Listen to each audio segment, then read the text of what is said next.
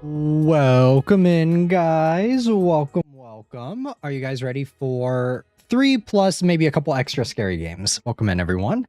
Before we get started, welcome in Train, welcome in Cutie9, welcome in Prince Toki, welcome in Jisoo, welcome in Estella, welcome in Spicy Funeral, welcome in Prince Toki, welcome in Infinity, welcome in Cutie9 again, welcome in Estella, welcome in Spicy Funeral again, welcome in, guys. Welcome. Hope everyone's doing well. Sorry, I was a little late today. My apologies, guys. Like I said, though, I'll try and make it up for you guys with a couple extra games. But before that, we have lots of yapping to do because I don't think any of the games that we're playing today are super long. They're relatively short, I want to say. So we are just going to be kind of hanging out and yapping for a bunch of this stream. I also did check out some stuff over the past couple days that I was going to kind of discuss with you guys and just kind of talk about. If you guys were here hoping for the facelift, you guys have to keep waiting a little bit longer. You guys are gonna have to wait until the Menchie stream for Mecha Chameleon, since that's what we're gonna do for our Menchie. I'm still not sure how I want to do it yet. I'm not sure if I want to have it be like 2 separate streams, and then like I get the waiting room, or we have one separate stream for Mecha Chameleon, and then I get like a whole nother waiting room up for when we actually go ahead and check out the different analog horror series and stuff. So I don't know how we're going to do it just yet. I'm just kind of debating on which one I want to do. I may just be lazy and end up making it one stream just because, and then I'll just end up making the thumbnail just kind of like whatever, just something Menchie related. So not entirely sure what I want to do just yet, but we'll see. We still have some time. But I did see that Cutie9 went ahead and got the game ready. I need to actually buy it pretty soon here, so we'll see. But yeah, trying to think what else. Trying to think of what else has been going on before we get to yapping. There's not any new announcements or anything like that, but I will go over what the next game is going to be. We are going to be playing Franbo. So if you guys were looking forward to that, that'll be the next stream. I'm pretty excited about playing it. It's been a while since I bought it. I bought it like almost like 1 or 2 years ago. It's been a minute. So getting around to actually playing that is going to be a lot of fun. Infinity said regeneration time. Yes, it is going to be regeneration time.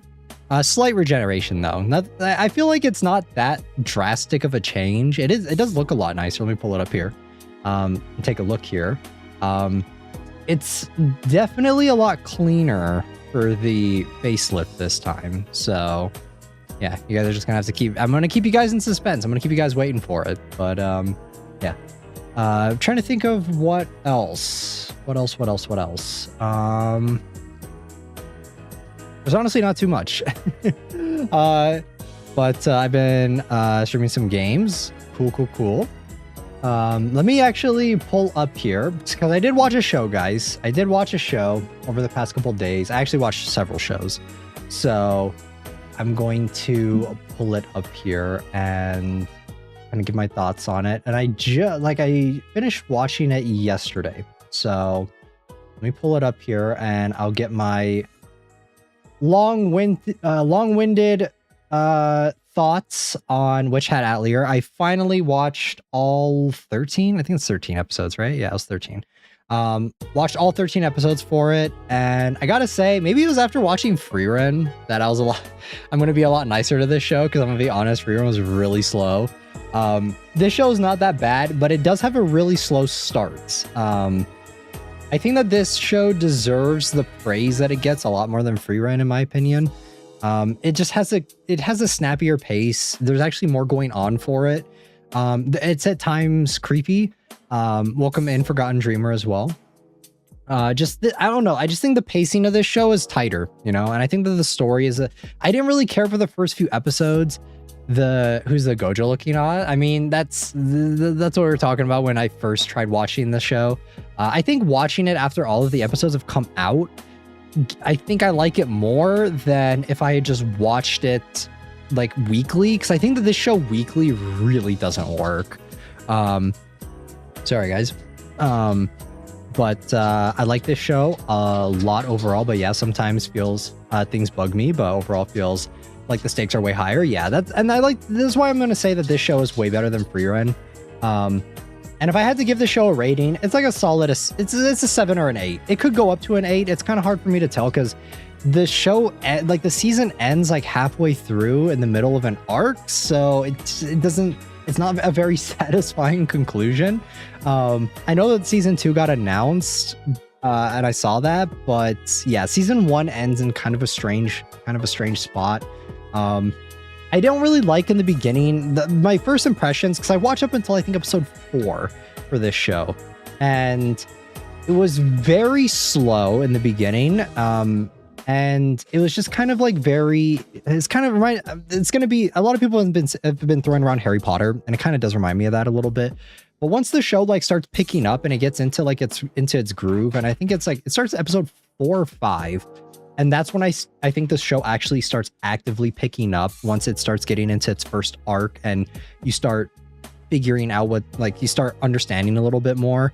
And another thing too, is that the characters in this show, they range from pretty good to very frustrating. I'm going to get into the characters in just a little bit. I'm just kind of getting my overall thoughts on the show out. But theoretically, didn't Gojo steal their look from Blue Eyes White Dragon? Kind of. Not exactly, I wouldn't say. But yeah, for this show though, I think that the Gojo main character, everyone calls him Gojo, but his name is actually Kifri. I think he's a really interesting character. I think that he's easily the highlight of the show. He really carries a lot. I honestly, like, this entire show is being carried on his back, I want to say, in terms of the intrigue from him, of who he is, what his connection is to like the evil faction group. I like that the evil faction in this show, they're a lot more interesting compared to Common Gojo W. Yeah. Well, I think Gojo's just kind of like a good guy. He's just kind of like your average good guy. I think that Kifri, he's a lot more nuanced. He's kind of at odds with himself in the show. So obviously he's a teacher to these 4 girls. But he does have ulterior motives for teaching Coco, who is the main girl. And I like that. It's interesting. And I like that makes him a nuanced character. Like, he's not teaching Coco because he really wants to, or because he's doing it out of the goodness of his heart. Like, there is that part of him that is a good teacher. And once he does start teaching her, he does teach her and starts to care for her more. But in the beginning, they kind of, to me at least, the way I read it was, Kifri, he's teaching Coco because she's a means to an end for him. Him teaching her guarantees that he'll have some connection to the evil faction in some way, shape, or form. And I think that that's interesting. And touching on the evil faction, this is where Freerun was lacking in terms of stakes and just in terms of overall narrative. I like that in Witch Hat Atelier. I love that the evil, I think they're called the Branded Hats or something like that. I think that's what they're called, right? I think that they're really interesting, but I like that they're mysterious for now. I think that it could very easily change for the villains. If they show them too much, I could easily see it kind of going south. And brimmed hats, yeah, brimmed hats. Sorry. I think that they do. I think that they do a good job at keeping them kind of creepy, kind of weird. But if they dive in too much for them, then I think that they may be kind of less scary, less interesting, you know. I don't know. So I'm okay with it for now because the intrigue and the mystery is there. But like I said, I like that they're kind of creepy, and I think that if you start like showing all their faces and stuff, and you start taking off their masks and everything, and kind of showing them, and all of a sudden one of them's like super Ikemen or whatever, I think that'll kind of take away from the scare factor a little bit. But for now, at least for the beginning of the series, they work. They're great. They do what they're supposed to. At times, I think it's a little predictable when the brimmed hats show up. It's a little annoying when it's just like anytime Coco goes out ever, even when it doesn't really feel like they're supposed, like they should be there, they somehow manage to find out where she is or whatever. And that's where at times I'm gonna say it feels a little strange. I don't know why that they don't just attack Kifri's own school, you know. I don't know why they're not doing that, but yeah, just overall though, I think that this show flows a lot better. It's a lot more interesting. I don't think it's perfect. There are definitely some things that had stood out to me within the show itself. while I was watching, that just like little things here and there, nothing to completely take me out of it, but the beginning of the show was really difficult for me to get into.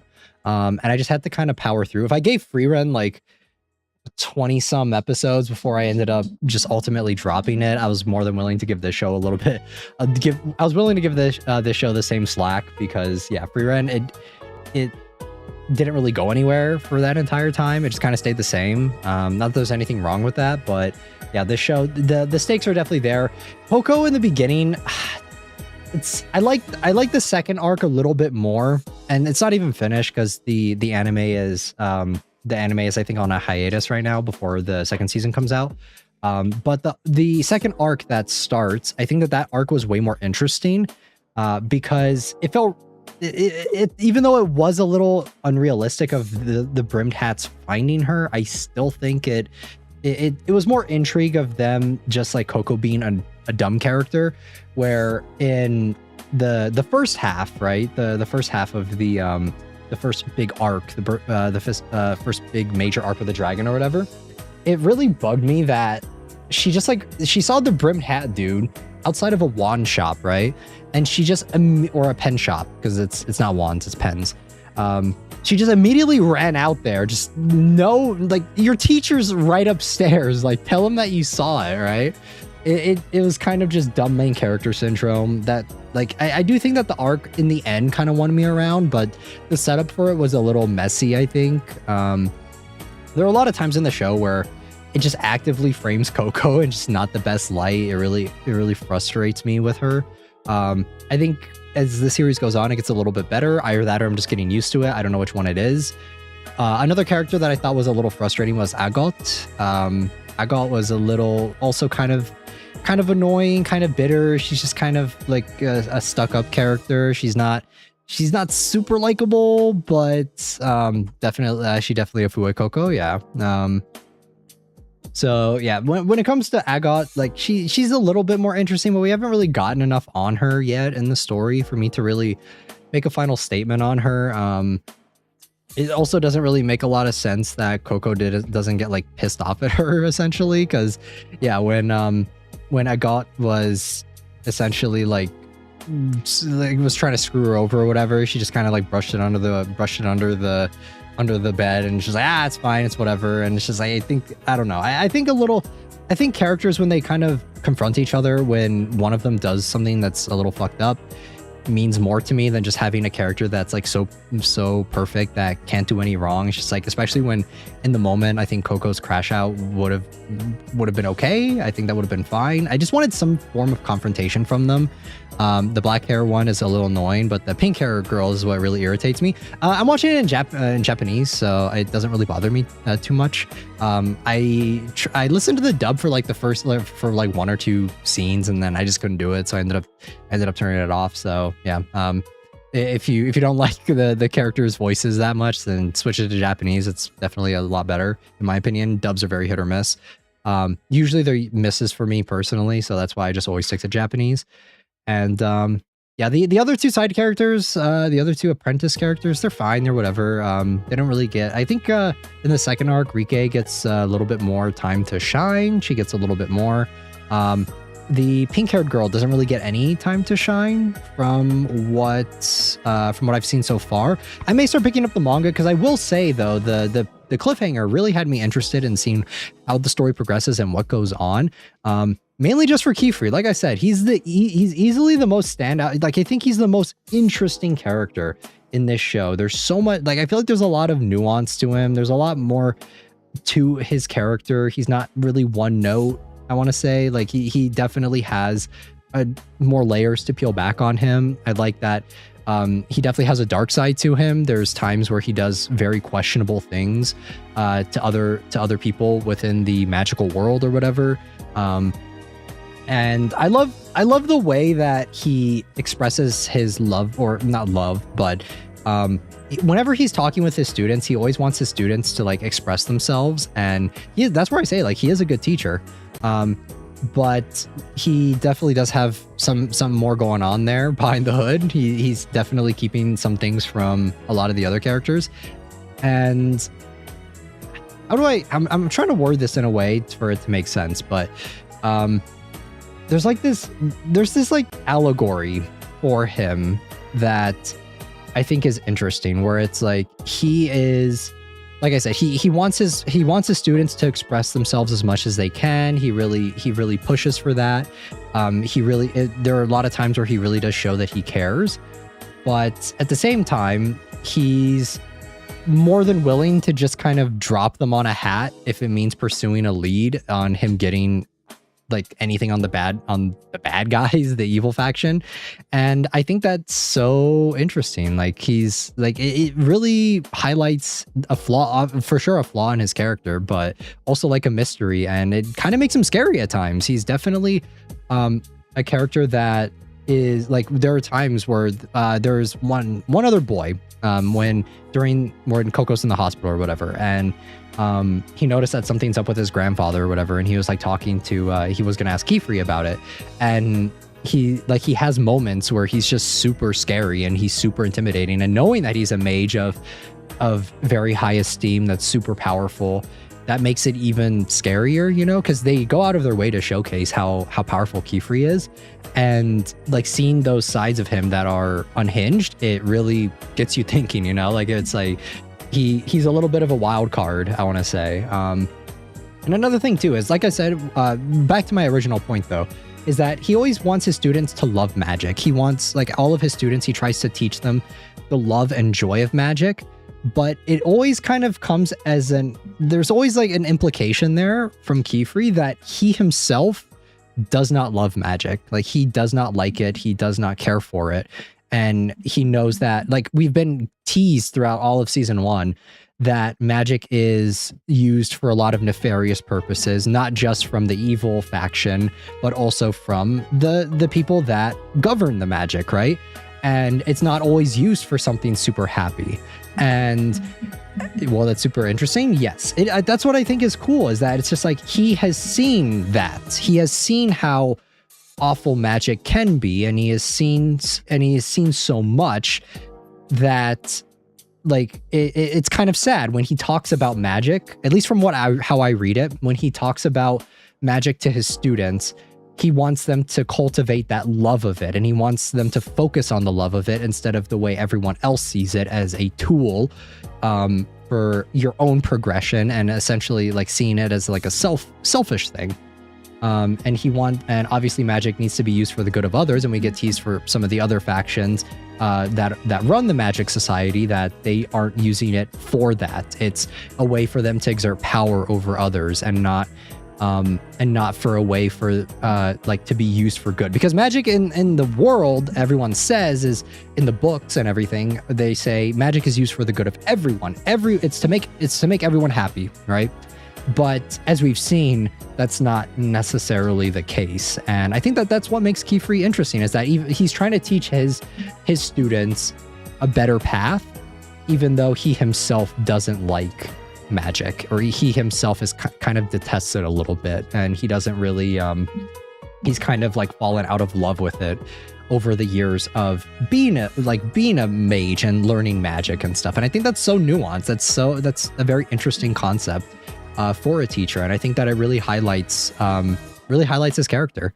And it does show that he is a good teacher, but it also shows that, like, it makes him kind of tragic. It makes him sad at times when he's talking about it. There are a lot of times where he's talking about magic and stuff, and talking about his past with magic. And you can just, like, this also comes down to the vocal performance of Kifri's VA, which is, I think, Natsuki Hanae. And you can really feel like that like once whimsy kind of, because when you do anything, right? When you do anything that you love or you enjoy for long enough, especially if you do it as like a profession, you do kind of fall out of love with it, you know? Like if it was something that you started off doing because you enjoyed it, because it was really fun, once you start doing it for a lot of other reasons, for reasons other than just pure enjoyment, you do get kind of tired of it, right? Like you don't have that same spark that you used to have.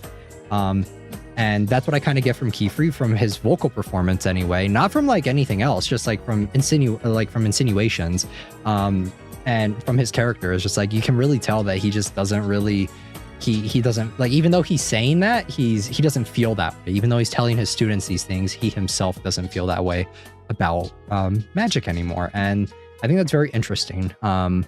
And so yeah, that's why I'll say like Keyfree is easily the highlight. Another thing too is I have a bone to pick with the dude with the black hair on the top.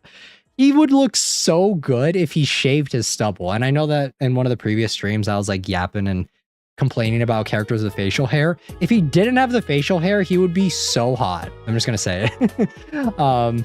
He was looking straight. He looks straight like Isagi from Blue Lock, but older. And it looks so fake. It does, and it's such a shame. And he's another character though that I know that he has history with Keyfree, and I think that they are a ship together. But yeah, overall though, if I had to rate it, it's like a solid 7. All right. The first few episodes, which kind of sucks because this first season's so short, I would say like the first 4 or 5 episodes are really slow, and that's what really turned me off from it, from watching it weekly. Is it's just so slow.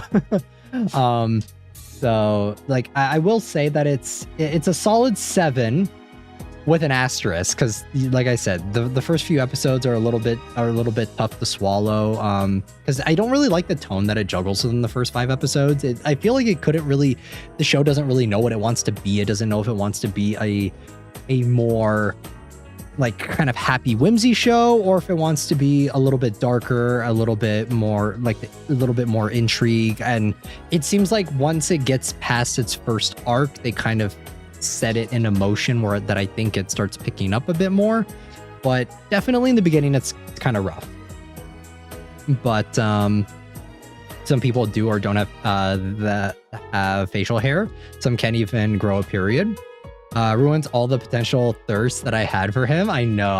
Here's an edit. I saw an edit on Reddit that someone did of him, and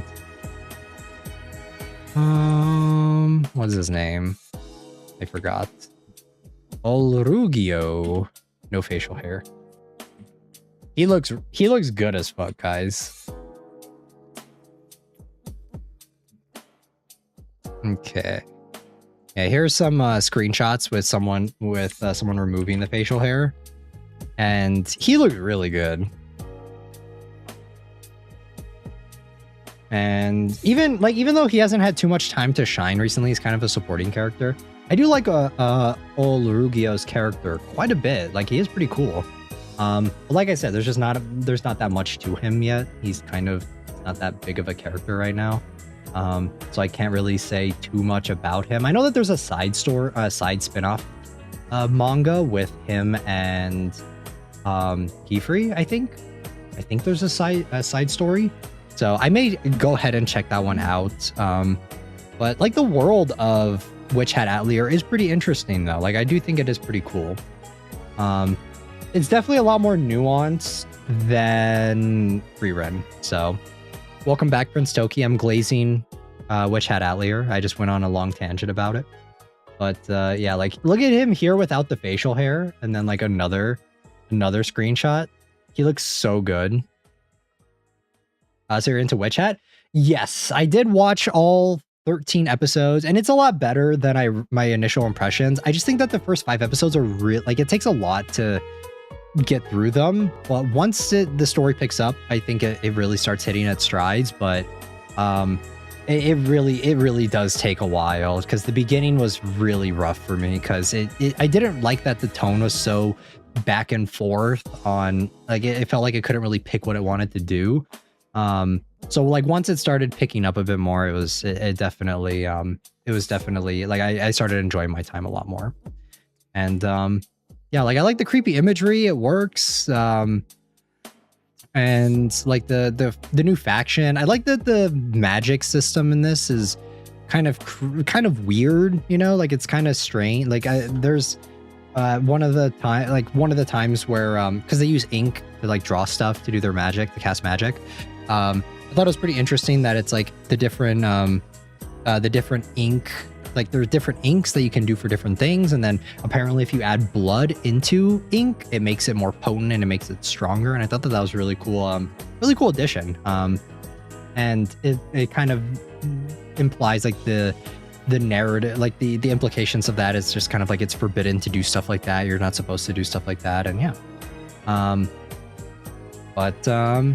Yeah, that's isn't it pronounced Atelier? I forgot. I think you may be right. I'm not sure how it's pronounced. I'm just saying Atelier because that's how it's spelled.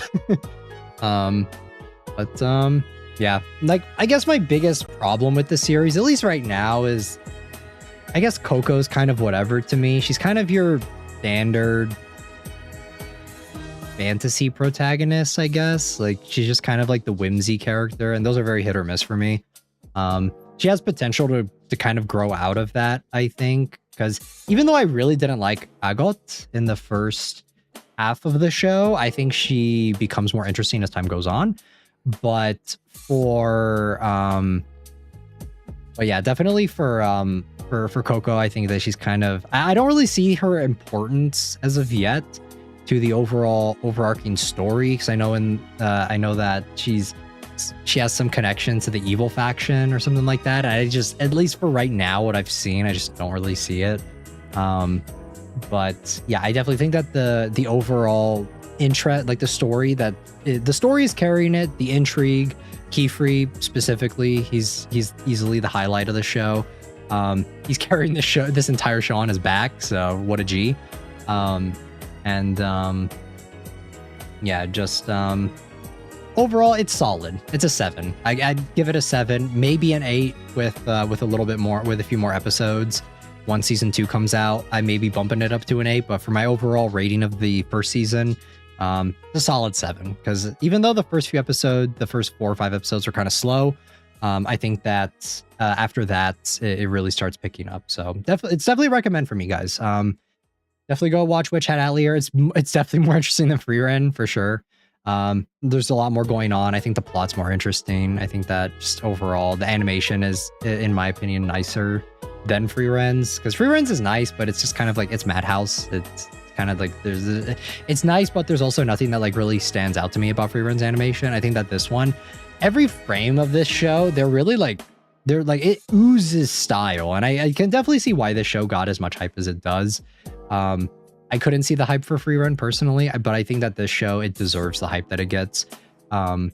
Since we're always kind of talking about shows and whether or not they deserve hype or not. So Keyfree is voiced by Natsuki Hana, and I loved it. You missed my glaze of him, Prince Toki, earlier in the stream, because I said that I think Keyfree delivers just for his vocal performance, the way that he delivers his his character, it really works. He kind of really sells that teacher who is nice on the surface, but there's something more there. And he's kind of hiding something. And another thing too that I mentioned, that at least what stood out to me, is that he always wants his I'll watch it on the bottom. All right, then I won't repeat it. Yeah, like this overall solid show. I have another show that I watched that I was going to go over with you guys. It was a show that we were talking about quite a bit last week, and it's the new Yuri show. And I gotta say, the new Yuri show, where is it? This one. It is pretty good, I want to say. It's another Witch Hat Atelier, but in a good way. So here's the new Yuri show. I Want to Love You Till Your Dying Day, and it's really interesting. Another really good magic. We're just getting a lot of fantasy shows recently. It's kind of strange, kind of weird. This show's solid. It's really good. It's really interesting, at least for the first episode. I know that usually for episodes, it's kind of hit or miss, but it's very similar to Witch Hat Atelier, interestingly enough. And it's kind of strange, because they both tackle, like, they both have magic systems. They both have like younger characters. This one's a lot more explicit. I will say it's definitely it is romance focused compared to what Witch Hat Atelier is. Witch Hat Atelier doesn't really have any romance subtext or anything like that. This one's definitely a romance series, but you know, the fantasy moments, they work too. They're pretty good. I don't think that they're bad or anything. This show is kind of creepy at times too, as well. Like kind of similar, creepy in a different way though.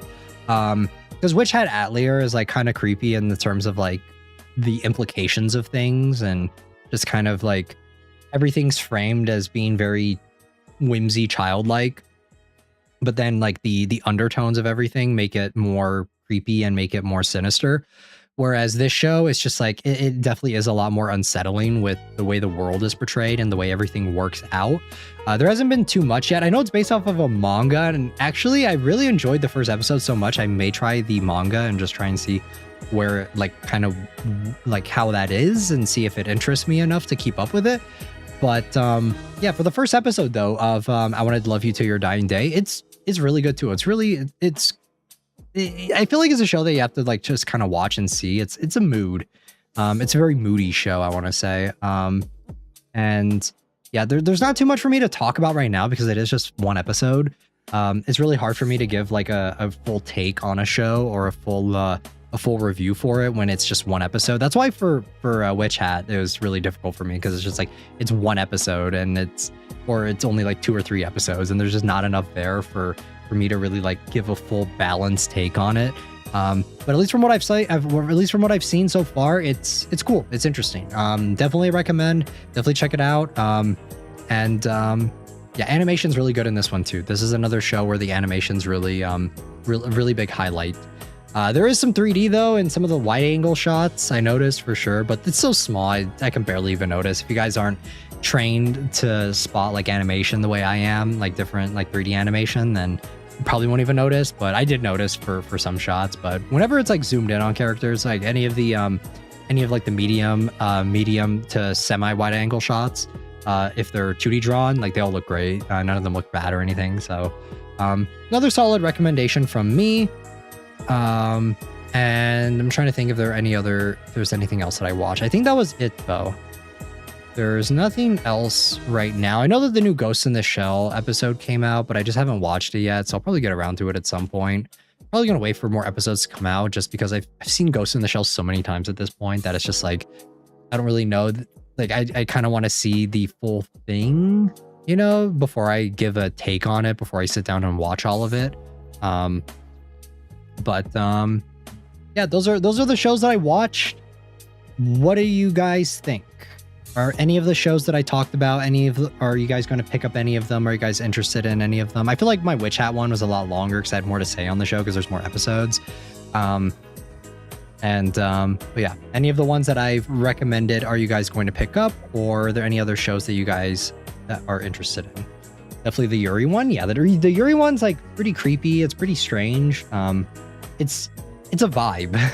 It's a strange vibe, but it is a vibe of a show. It's kind of strange for me to talk about it, but definitely give it a shot. See if you like it. I know that it gets more explicit based on the trailer that I saw. It definitely gets more explicit with the Yuri aspect of it later in the show. So, but yeah, it's pretty cool. Trying to think if there's anything else though. I don't think there's any other. Yeah, there's nothing else that I've seen over the past couple days, but haven't watched Witch Hat Atelier since it dropped with 2 episodes. Was too busy, unfortunately. Yeah, I would say Jisoo, like, give like the first 5 episodes, and then I really start thinking it starts hitting its stride, because in the beginning it's a little slow. Also, I am on my I also upped the bitrate on the stream, so hopefully we don't have any crashes or anything this time around. But then again, during the last stream, it was the game, I think, was kind of acting up a little bit, so we'll see. But yeah, we are the bitrate should be a little bit better, so hopefully the quality looks a little bit more clear compared to previous streams. I can actually bump it up even more, so over time I'm like slowly going to work my way up to bumping it up, you know, so then we'll kind of get it to maybe a certain point. But I'm just kind of testing the waters a little bit and seeing, making sure that it doesn't crash or anything, because if it does, I'm going to drop it back down again. So I'll also probably try to watch Witch Hat. Yeah, Witch Hat's a strong recommendation, only if you have the time though, because it does take a while to get going, I think. And the first few episodes, it is a little boring, I want to say. It's not very interesting. The first big like part of it, I thought was kind of uninteresting. It was kind of like a big test thing for Coco, and well, not bad. It was just kind of whatever to me. And then yeah, after that, I think that during the dragon part of it, like the domain expansion part with the dragon, I think that one was definitely a lot. I think the show starts picking up a bit more in the narrative. So, yeah, it's still a recommendation though, just only if you have time to binge all of it. Because yeah, if you are watching it like 1 to 2 episodes, like let's say you watch 1 to 2 episodes, I feel like you're gonna get bored and you're not gonna want to keep up with it. Because that's exactly how it was for me until I just binged it yesterday. So yeah, yeah. Trying to think though. Sorry guys, I'm gonna take a sip of water.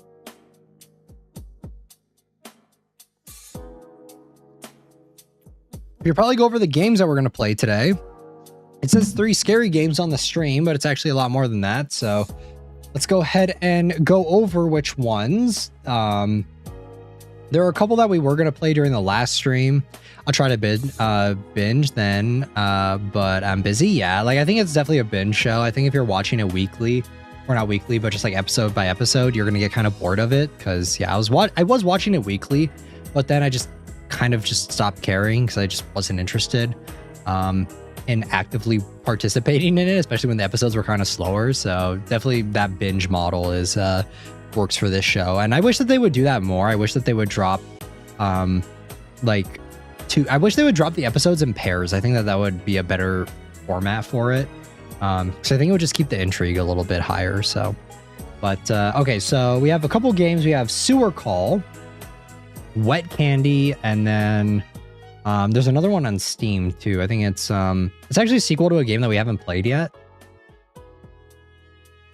but we're gonna try it out anyway. It's called Remnants of a Scare, and Twin Hotel, Spa, and more, and another one where we play as a taxi driver. So we have like 5-ish games for this stream planned. So yeah. Also, guys, like I said before, if you guys want to play Mecha Chameleon on stream with me for Menchi, definitely think about becoming members. That's what we're going to be doing for our membership stream later this week.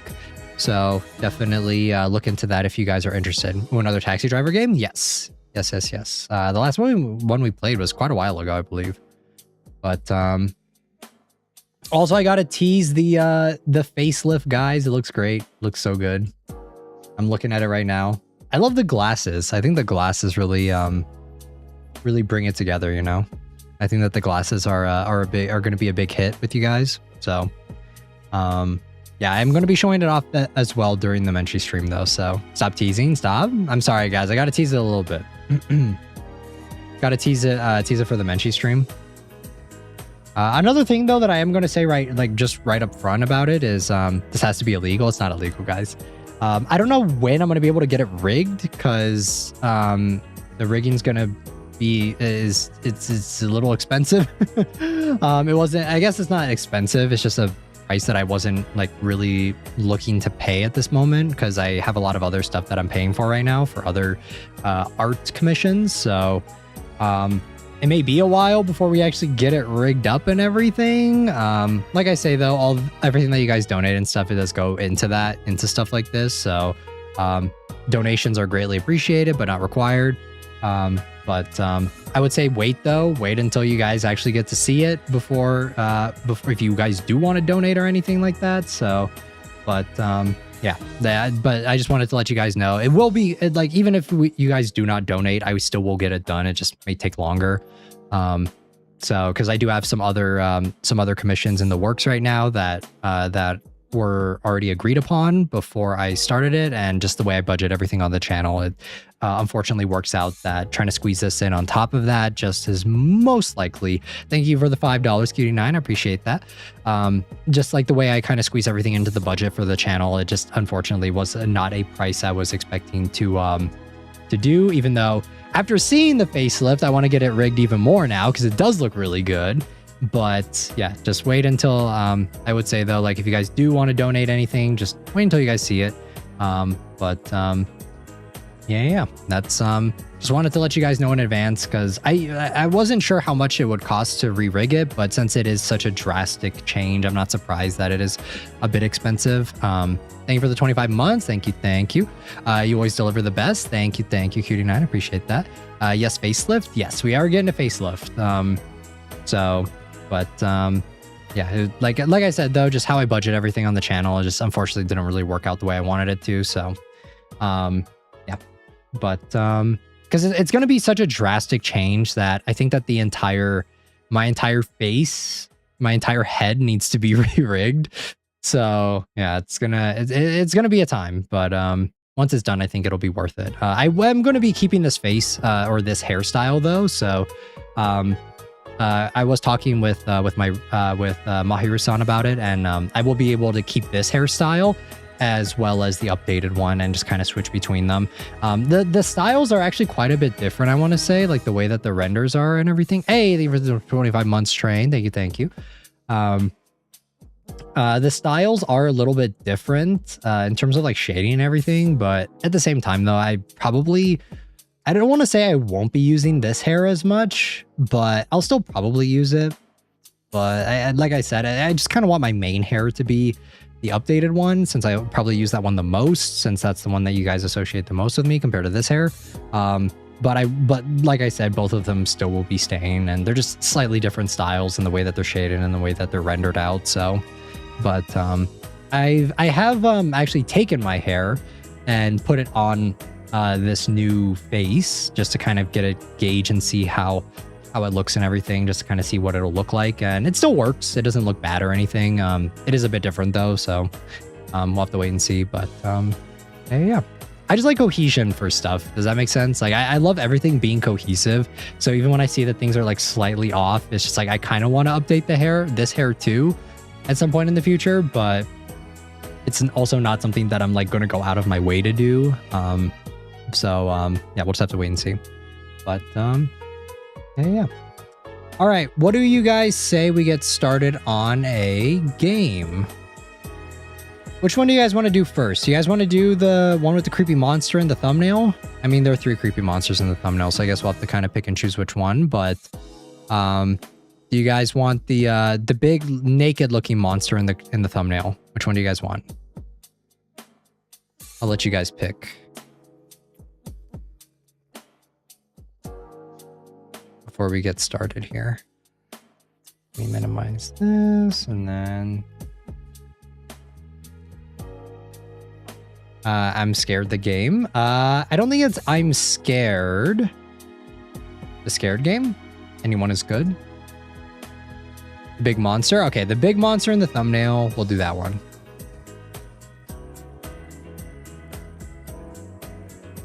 Top left, maybe?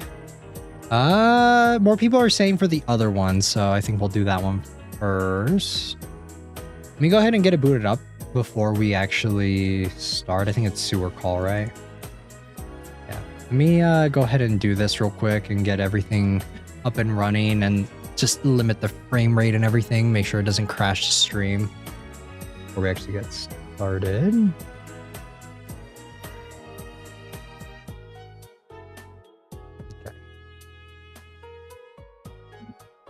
We'll get around to all of them though. They're relatively short. I feel like shorter games have been kind of eating recently, you know? Why is it not running? Okay, there it is. Okay, let me close out of it now.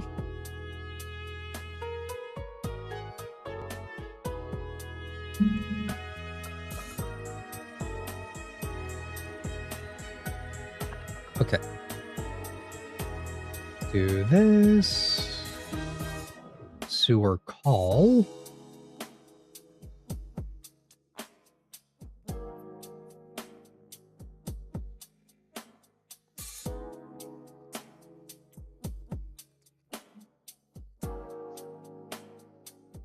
Okay, there we go.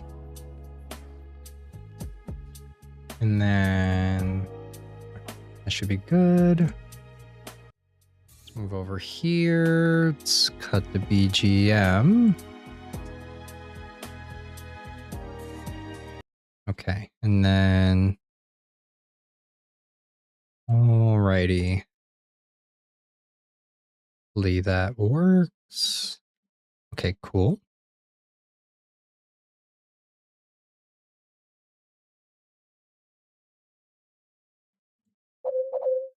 Alright, audio's good. I'm gonna turn it down a little bit because it looks a little loud. We don't even have any, like, big noises or anything yet, and it's sounding a little loud, so... Okay, let's see. If I turn this down, will it minimize it, or will it just kind of keep things the same? Okay, nice. VSync off. Back. It's still a little loud, I want to say. The sound effects remind me of Silent Hill 2, of the OG Silent Hill 2. Still a little loud. Alright. Sewer Call. I have no idea what this game is. I just thought that the monster looked kind of creepy. I don't know if there's like a story to it. Game by Vito. V1 Toe.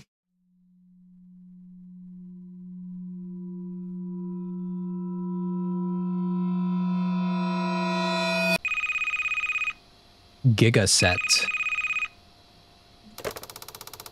Took you long enough. Took you long enough to pick up. It's 2 a.m. What do you want? There's a broken pipe down in the Blackwater sewers. I need you there now. Fix it ASAP. Blackwater sewers? I thought that place was abandoned. Mostly, but one of the main pipes down there is still connected to the town's sewer system. If it bursts, we've got a serious problem. Can't this wait until morning? No, get over there now.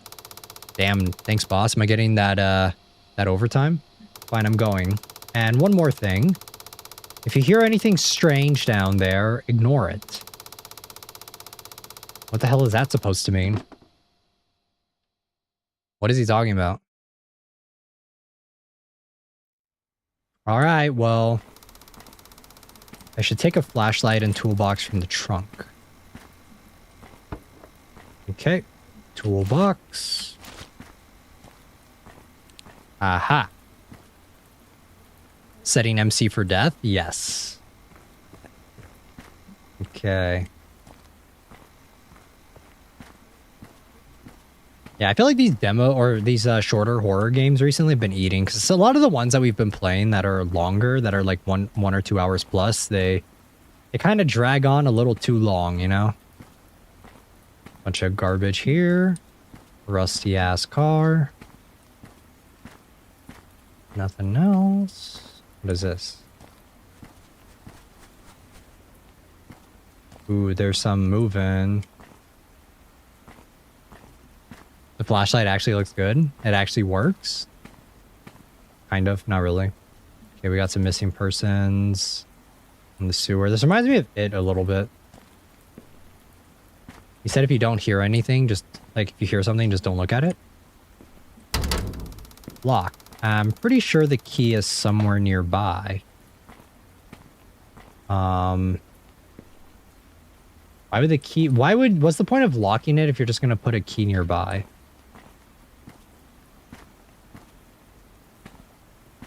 Okay, nothing down here.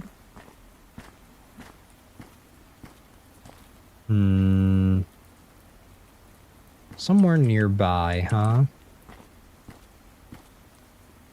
Good on our boss for giving us a key. Alright, I'm gonna head back down this way. Maybe it's like in the trash. I don't see it. I don't see it here either.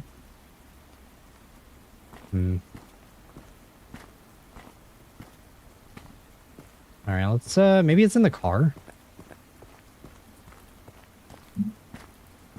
Let's check back in here. No.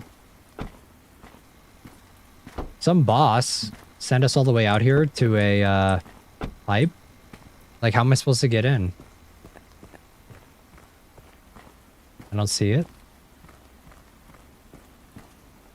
No, that's trash. Litter all over the place.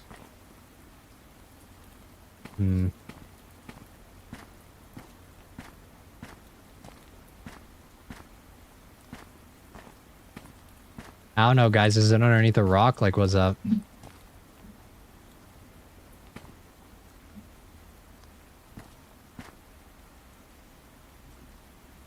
Yeah, I don't see a key, so we're gonna head back up here, maybe? Can't get through this.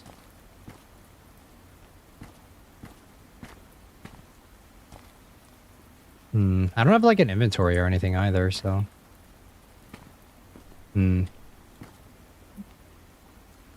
Key doko.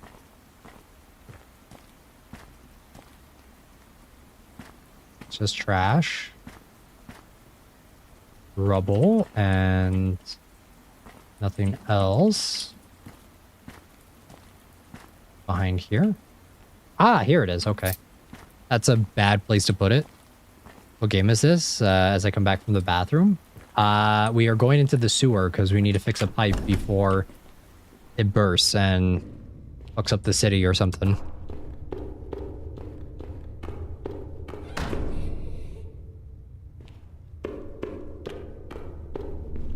Well, that's great.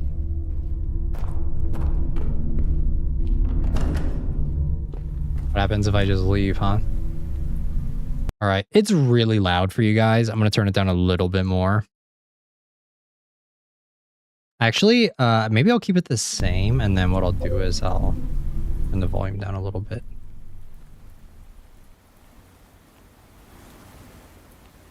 Okay, like what's that? How's that sounding? Is that a little bit better? I just know once we get like a big jump scare, it's gonna get super loud. I'm trying to like... Okay, hopefully that's a little bit better. For me, it's fine. All right.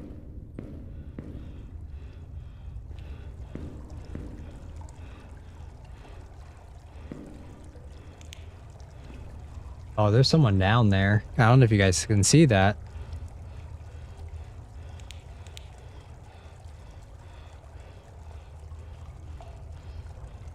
Okay, well, fuck that. What's my running speed like?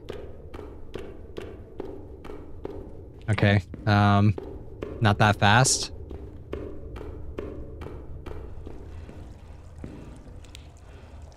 Okay, well, don't put your face directly to the jail bars. Nah, I want to see what it is. I mean, that's creepy. It's freaky. All right, I'm in now. Got to find that broken pipe and fix it. We're doomed. We are not doomed. All right, guys. I'm in the driver's seat. Ah, crowbar. Sweet. Oh, good lord. Oh, fuck. Okay, so...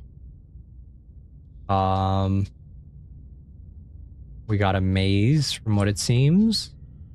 If we go down here... Alright, well, I'm just gonna wing it. Or maybe not.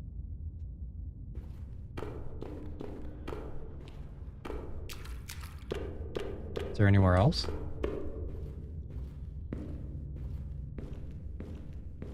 Am I supposed to move these, or... Oh, wait, take these off. Okay.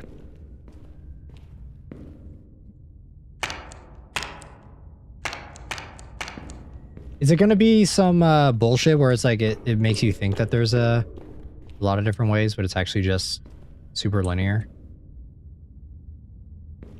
I'm actually a little freaked out. This game is doing a pretty good job at being freaky. Of course. Great. Sewers call. We're gonna see a fucking Ninja Turtles down here. Master Splinter. Okay, that's a body. Holy shit, is that a corpse? Very nice.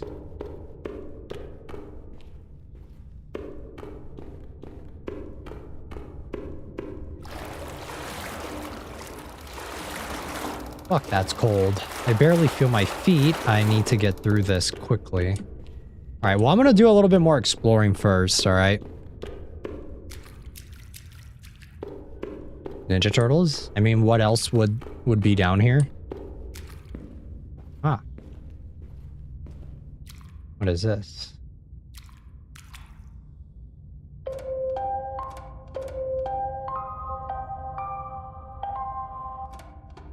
Okay, nothing. All right. Gator. Gator could be option 2.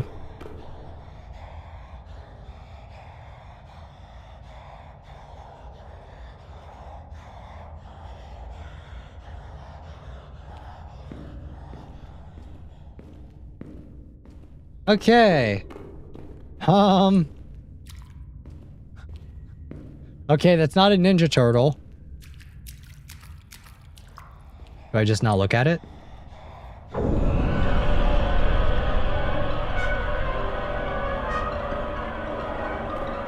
Okay, it's fine. It's fine, it's fine, it's fine, it's fine, it's fine, it's fine, it's fine, it's fine, it's fine. Okay.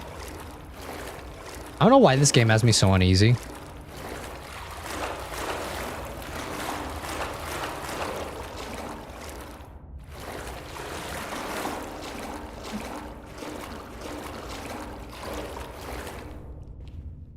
Well, this is gonna be great. Aha, bolt cutters. This looks like some kind of movie set or another stupid Halloween prank. I'm willing to bet that it's not. Something's in the water. Bro, I am geared up to the T, man. If you fuck with me, I'm gonna beat your ass with a crowbar.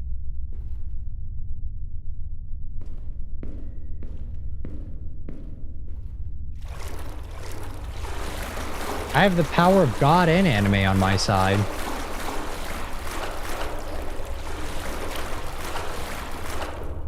Okay.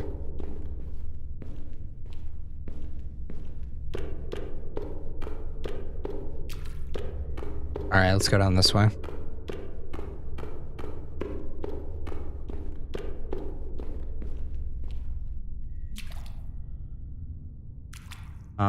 Oh wait, I need to go back, right? To get the bolt cutters, since I got this.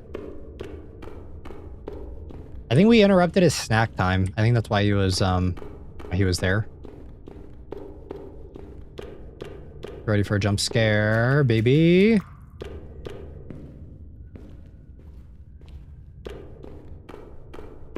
We need to get our heading straight, so we need to go down that way straight once we get out of here.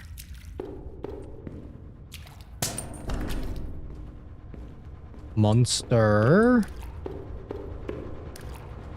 Are you kidding me? Another locked door.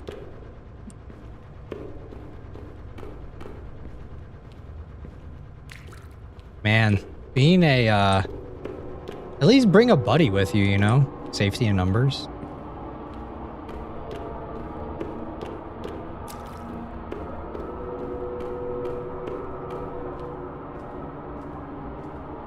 Down this way. There's an arrow down there, but I don't care.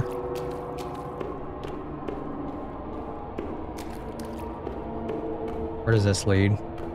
Leads to a,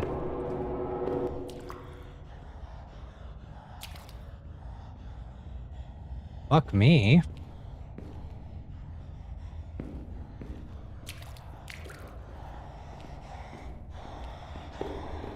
Hey, yo, buddy! You here? Guys, I got chills right now. That's crazy.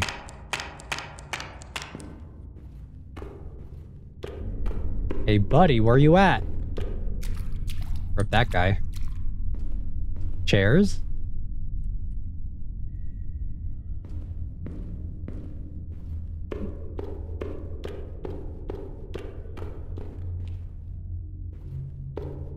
Okay, we are lost. This is a little spoopy.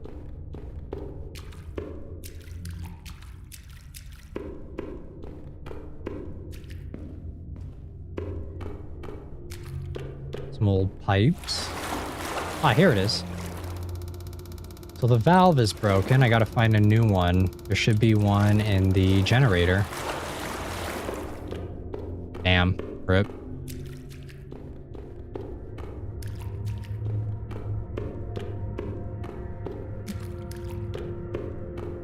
Music is blaring.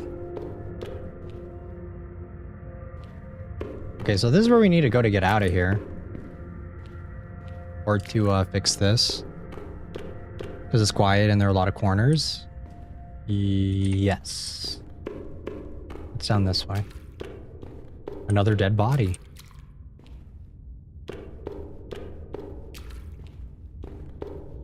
Aha, key. Get ready for a jump scare. I feel it. I feel it in my bones.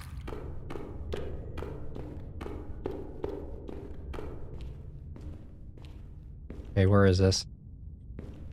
Oh wait, this is just back out this way. Okay, never mind. Well, that's my cardio for the week.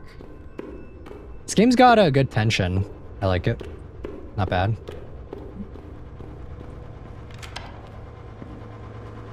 Okay, we need another valve, right? Nothing in there. Man, the city doesn't pay me enough for this shit.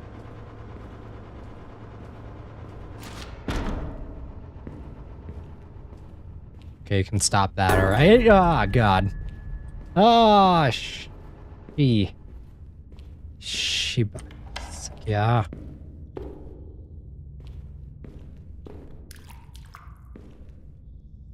Okay.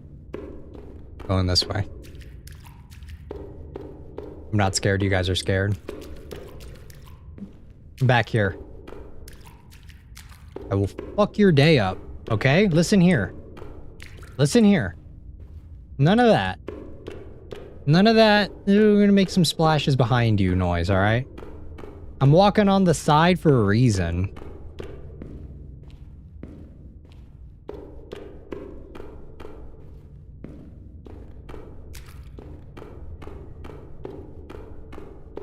I will end you. You hear me? Sewer monster? I will put an end to you.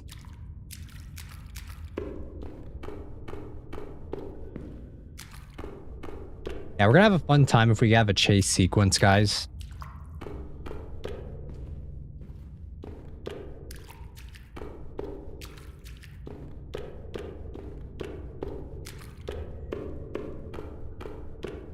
Yeah, it's down here. If, I guess when is a better way of putting it. Alright, well. Alright, job's done now. Hi. Get back here. Coming for you. That do be a monster, guys. He just wants some fresh water. No, no, no, no, no, no, no. None of that, none of that. None of that, none of that. I'm good, I'm good. I don't want any.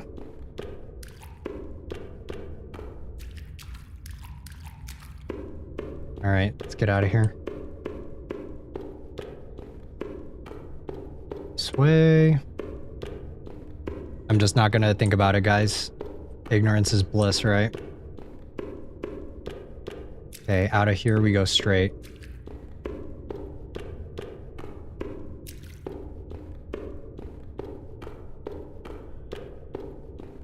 Ignorance. Wait, where's the ladder? Woo! He be running. Okay. Well, we're here. Right? We're in this section. That section just opened up. He running.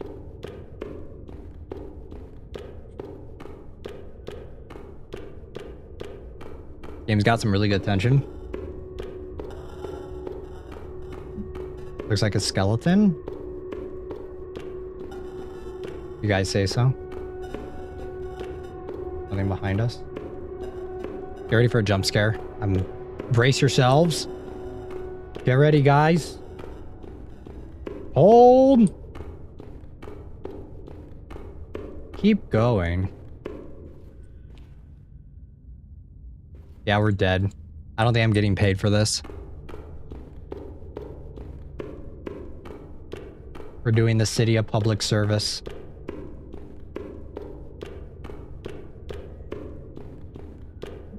Okay, now we got some weird shenanigans going on here.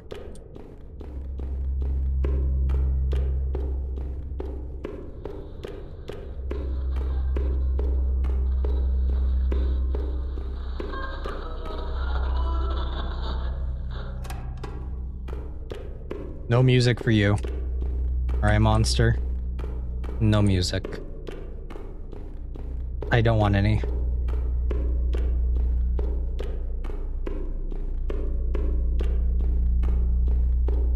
Feels like a trap.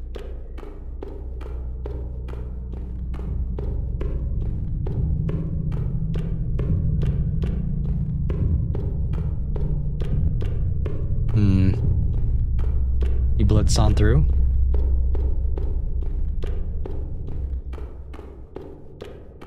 Oh, there he is.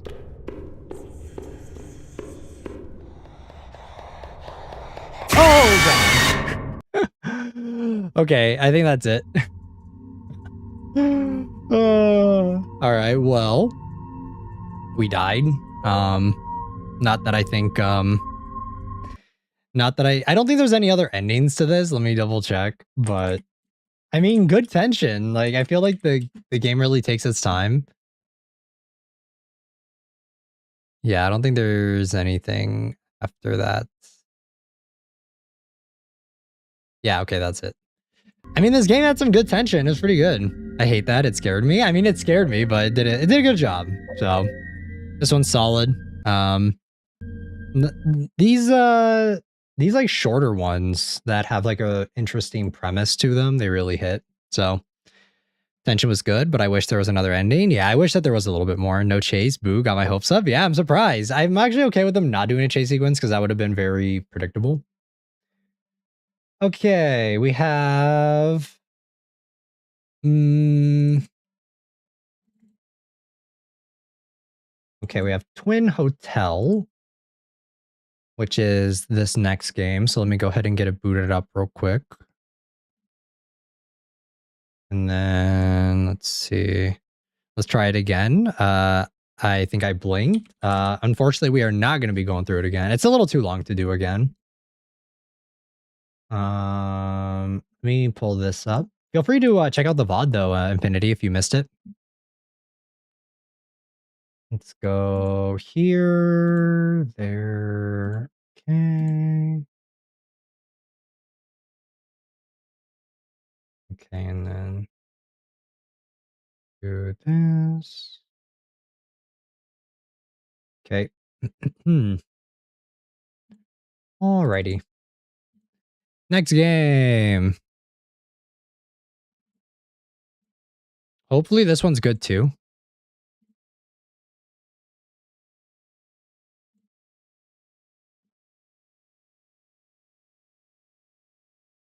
There's audio already.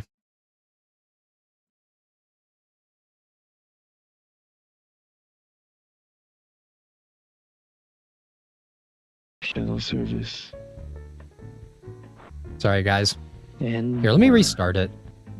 Let me restart it real quick so you guys can see the or hear the beginning. All right, let's do it. Welcome to Twin Hotel Spa and more. Indulge in comfort.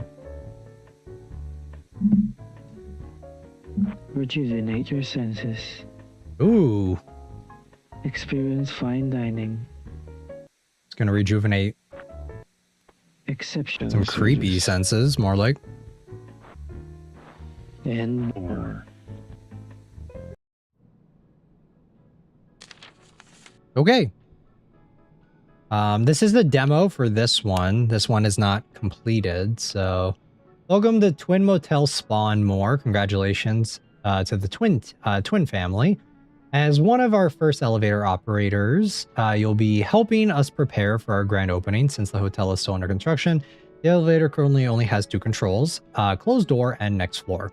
We understand that your injury makes walking difficult. Well, don't worry.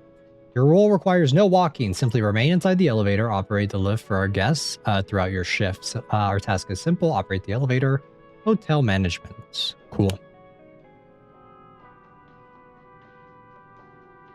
Nothing about that seemed anything above a 2-star. Yeah, for sure. Let me actually see. I think that this, let me double check myself. I'm pretty sure this is a demo. Let me see. Oh, wait, no, this is a full game. Okay, yeah, it is. Never mind. I thought it was just a demo, but I guess not. Okay. Let's check the settings real quick. Desync off, motion blur off. Okay, yeah, everything looks good. Okay. All right, let's start. Let's see what this one is about. We have 2 buttons. Floor 1. Damn, this is a really big... Okay, hello. This is, the walls are... Or the ceiling is really tall for this. Okay, so this is closed. Is this open?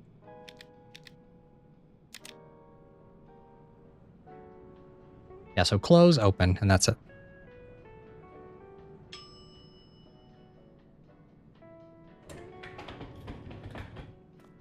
Another guy. How many floors are there? I don't even know. Okay.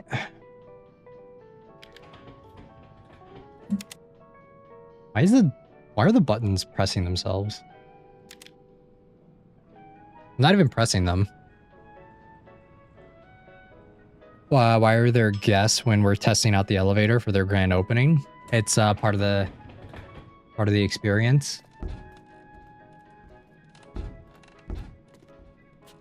The hell? He just like walked out and then walked back in.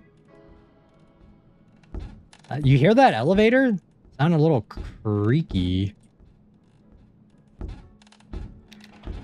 Okay. Sounds like someone's fucking, but...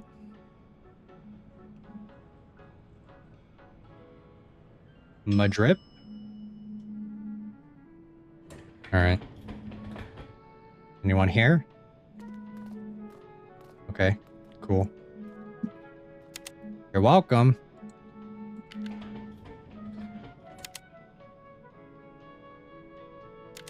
What? Sounds like that scene from Black Butler where Sebastian has sex with the circus lady. Space. Why is this elevator so dingy? But then, like, everywhere else looks kind of normal, I guess. I can't move or anything, so I'm stuck. Don't remind me about that. Sorry, guys. It lives in my head rent-free. And if you guys know what scene I'm talking about, it lives in your guys' head rent-free, too. Oh, hello, creepy doll. No, my elevator music. You coming in, or... No? Going up? Going down? Okay. Wish it was you, huh? Yes. Go and peg the butler already? Creepy elevator? Ah, look, there they are again. Ah, I can't wave, sorry. It's not a function in the game. Goodbye.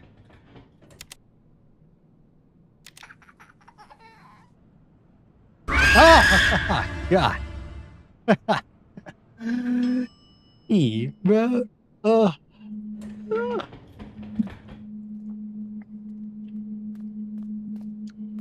Okay, normal person, cool. Cheap ass jump scare.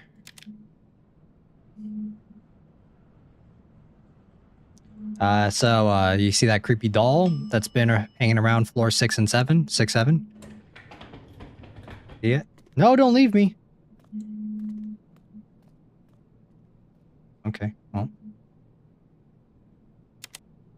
I guess he didn't want any small talk.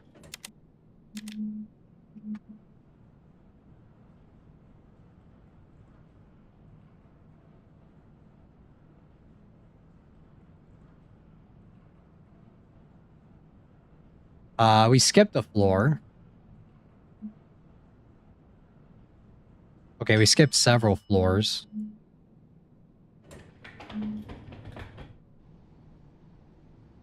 Creepy mannequin.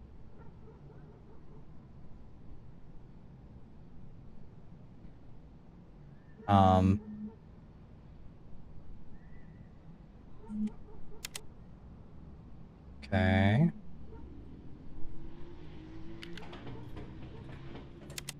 Mind me. You ready for another jump scare? Oh, God, it's gross. I hate spiders. Okay, 12 floors the highest. Okay. Come on, just get down to one. Just get down to one.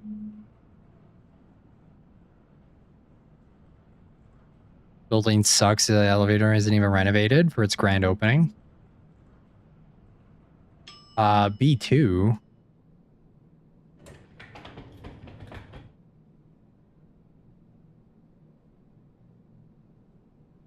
This reminds me of on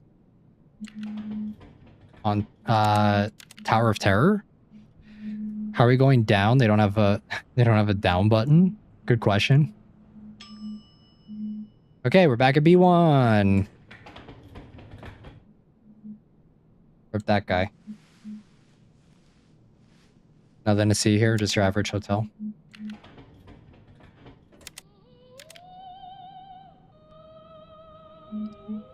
At least we got some music. Cool. I love opera music. Jokes on them.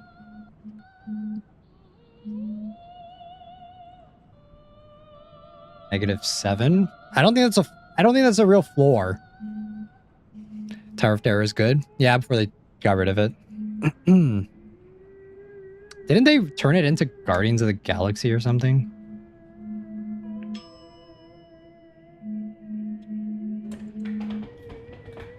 Ah, yes.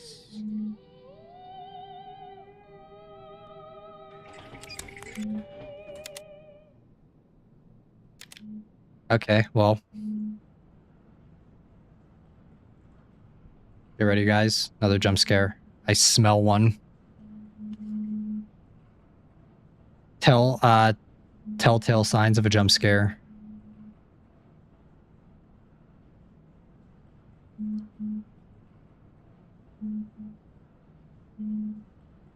Same guy who made the last. Different person, I think. 73? What the hell?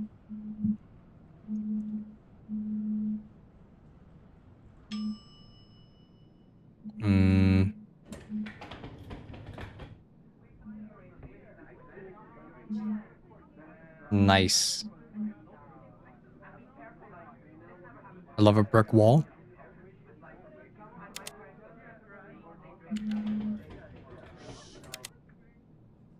We make it into the back rooms with this one.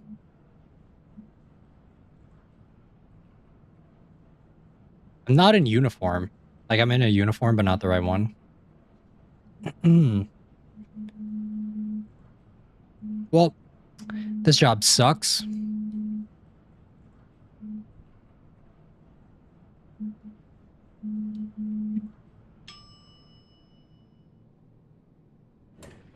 Floor 92. Ooh. It's the back rooms.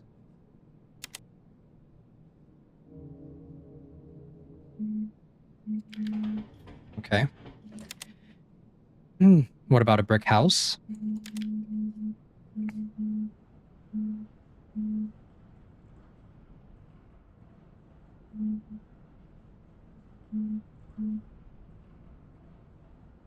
What happens when we get to -100? Is it going to be over? Am I bugging or is your mic doing the code again? Is it? Let me see. I don't think so. Is it? Oh, it is. Why is it doing that?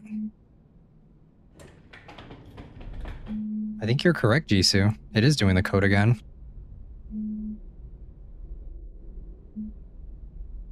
Here, let me try muting.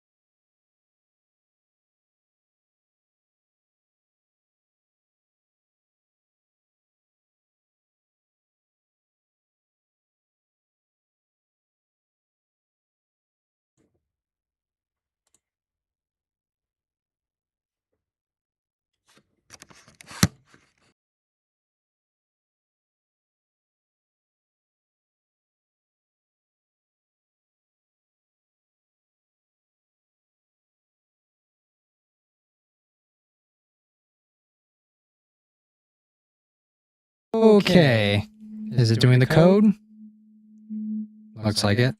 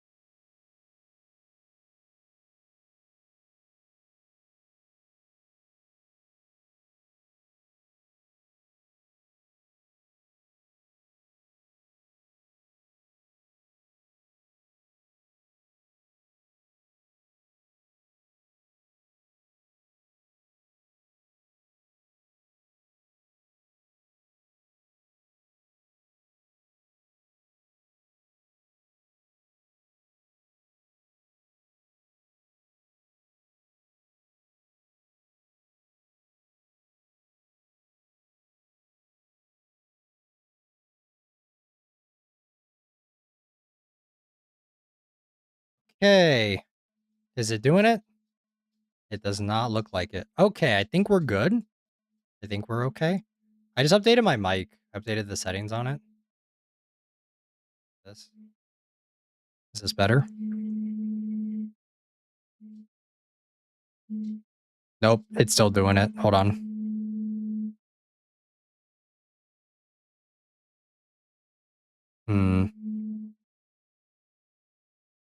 Let me try this instead. Okay. I think that's good. Can you guys hear it now? Or is it okay?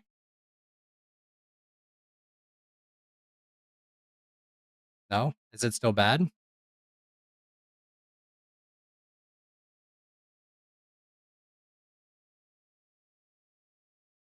I don't hear it? Okay. I was just messing with the settings on my mic for a second. Hopefully that fixes it. So I updated my mic and I added the edit the settings on it. So we'll see. It's there when you talk a little bit. It's still there. Here, let me try exiting it out of this a little first. And then we're gonna do this.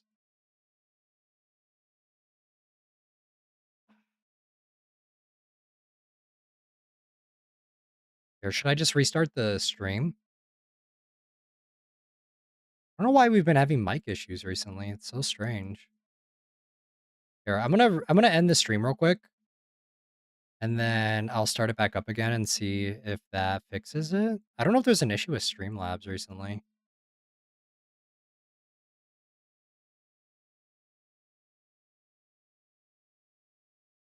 Hmm.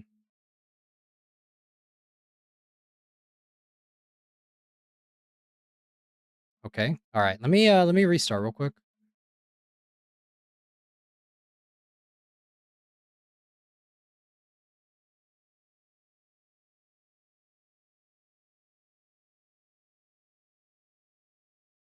Okay. Are we back? Is everything sounding better? Or is it still giving the weird feedback? You know, guys. Hopefully it's okay.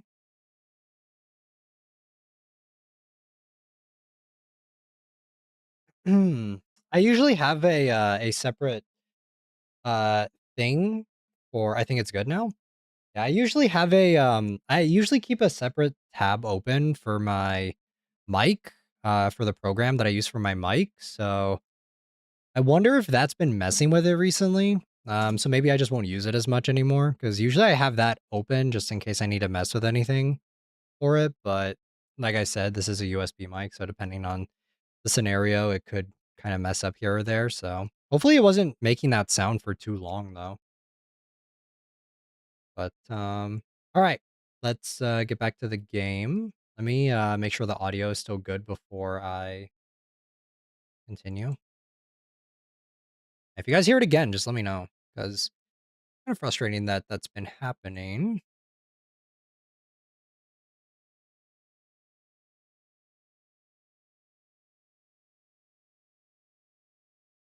Okay. Hmm. Okay.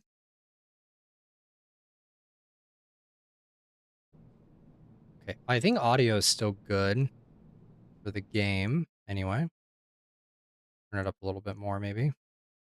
And then, okay. I think we can continue our game now, assuming my mic would like to cooperate. All right. There we go.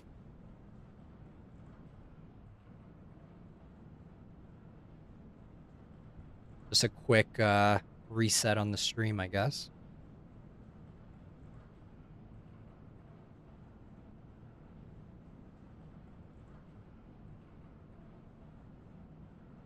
I have no idea how long this game is, though. So, forgot about this little spider thing that we're escorting.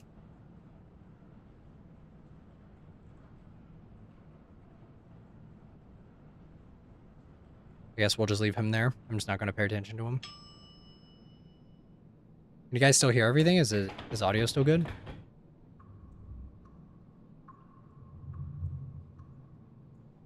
Hotel California is going a little crazy, I think.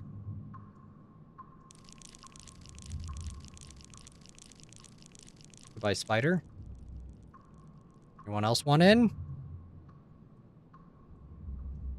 No? Okay. No one else wanted to come in? All right. Next.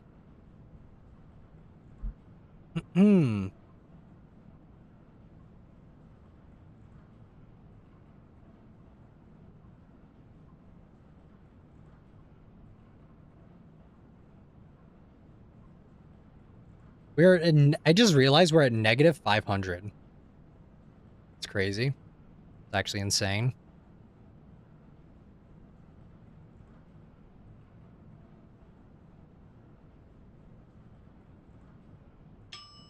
Okay. Be good. Ah, yes.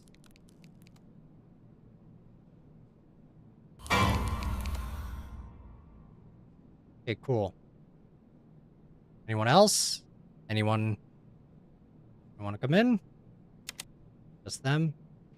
Like, right next to me. Kind of breathing down my neck. What the? Hello. Ah.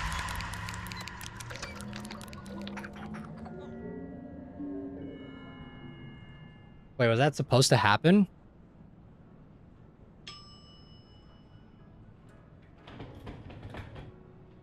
Oh, they took our spot. Damn. Rip. Wait, or did we get put into the mannequin body? Huh?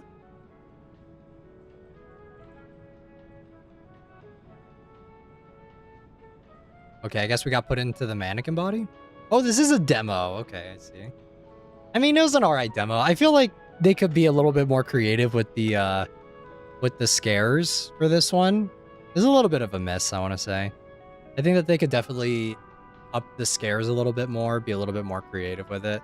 It's an interesting concept. Like, I don't think it's a bad idea of just having like 2 controls and not really like that much gameplay to it, but just like really nice set pieces. But I feel like it only works if your set pieces are interesting, you know?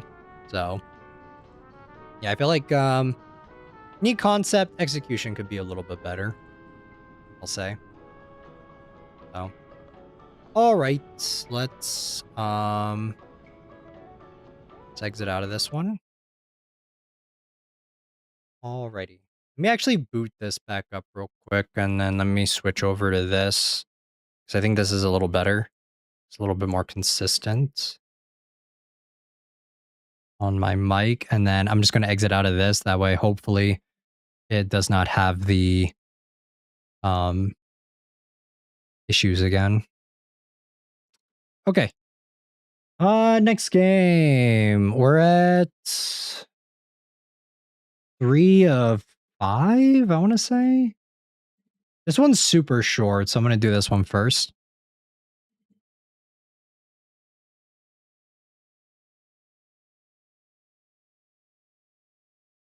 Okay, we'll get this one going. Okay. Should probably just keep this open while we're doing this.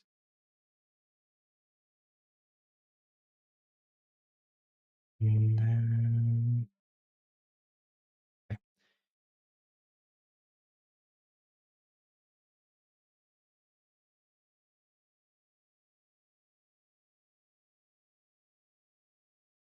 Alrighty, this one's 7 minutes supposedly, so it's very short. Kind of reminds me of some of the games that we used to do for uploads back in the day. This one's called Wet Candy.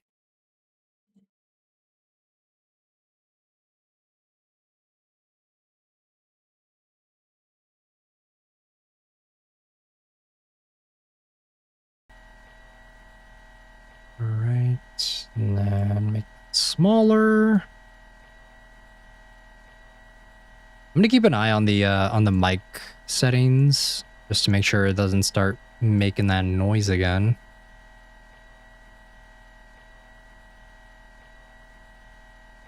Okay, here we go. Make sure audio's good. Okay.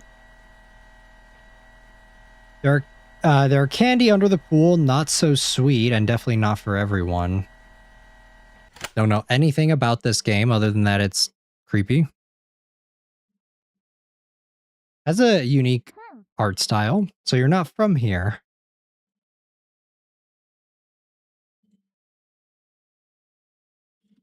Okay, space. Then where are you from? Oh, I've heard of that place. On TV. You want to be friends with me? Okay. Linda? Who are you talking to? My new friend. She's in the pool. Ooh. You're a bit old for imaginary friends, Linda. Really? You hid candy underwater? Let me help you bring it back up. Okay, I think that the implications of this are kind of creepy. Why does her dad look like that? Why does he have a 70s mustache? There's our friend.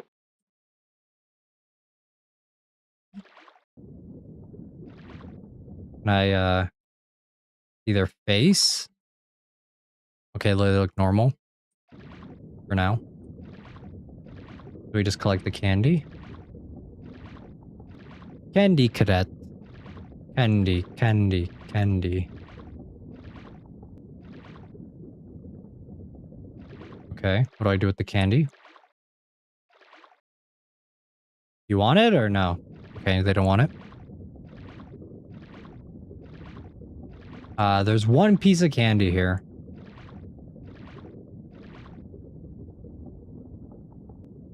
Can I get back up? What do I do with this candy, guys? Aha!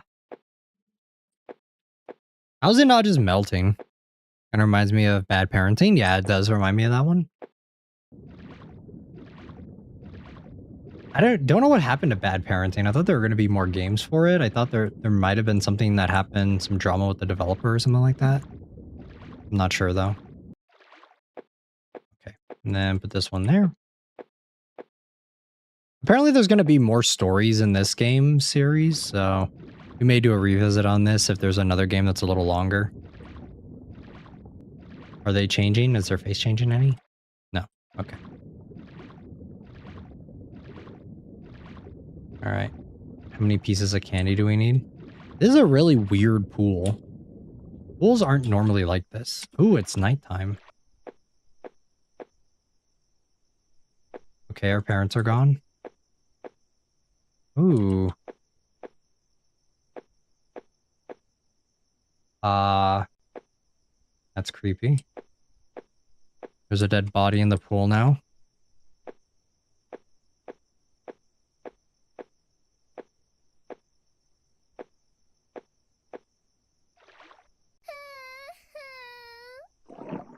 Ooh. Okay, I'm sorry.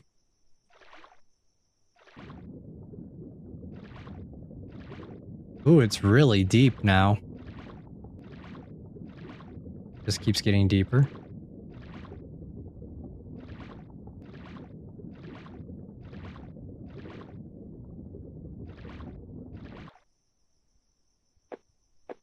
Okay, I can't put it back there. Where's my final candy?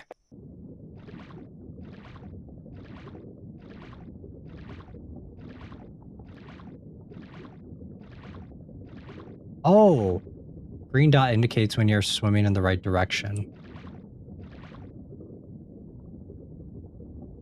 Oh, we keep going down? Okay, I didn't even notice. All right, well.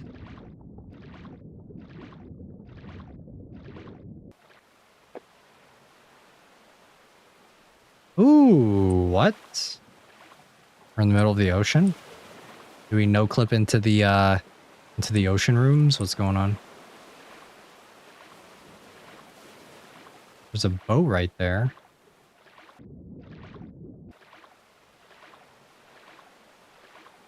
Can I not get onto there?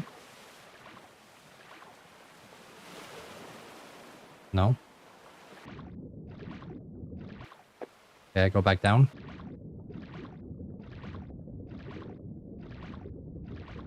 Okay, what's that? Ooh, bodies.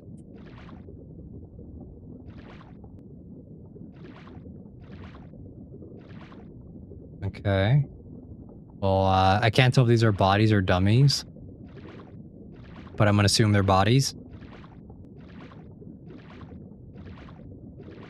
Okay, Okay, we're going in the right direction, I think. This way. Okay, now we're in a swamp. Shrek. Somebody once told me. Give me my daughter back.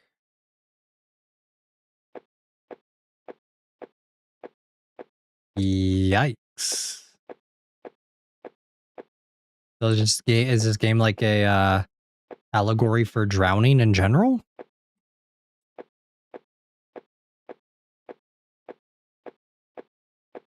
Okay.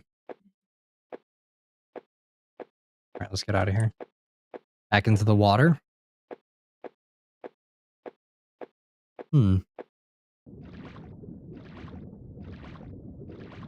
This way.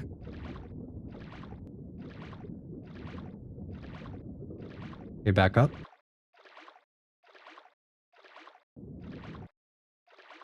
Okay, how do we get up there?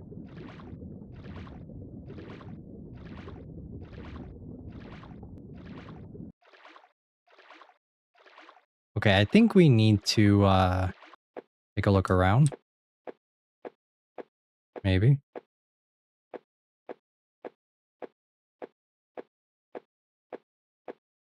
This way.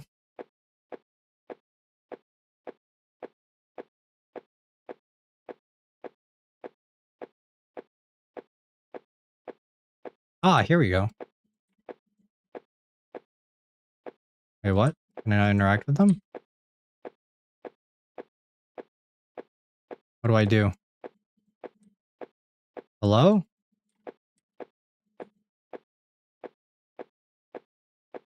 Am I supposed to go somewhere else? No.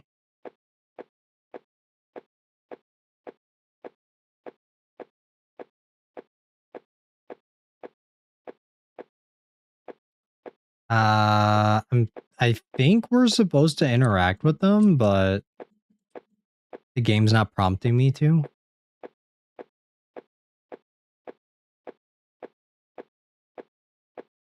Because when I go over here, right? Yeah, it won't let me. I don't know if there's somewhere else I'm supposed to go.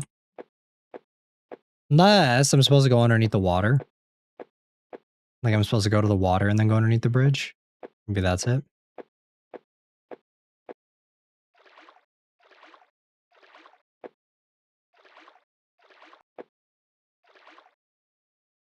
No?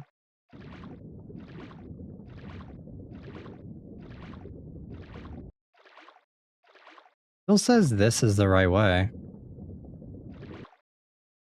Unless...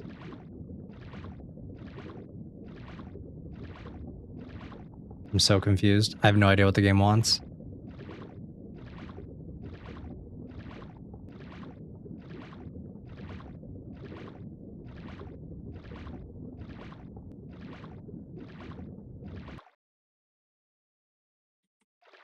Okay, now we're like clipping through here.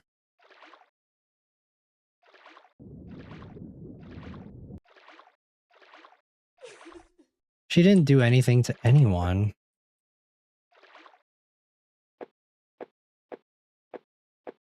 Okay, I got a new trigger. Did that trigger something? Can I now go talk to her?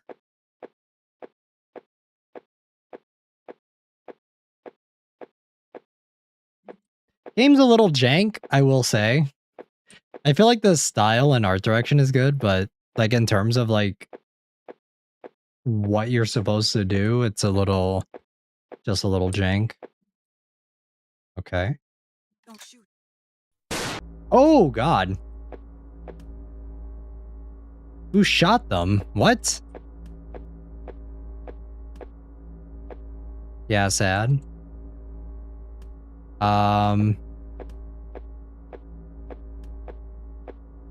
Okay, now can I go up here? Like, I guess it just was bugged and it just wouldn't trigger whatever cutscene. Oh.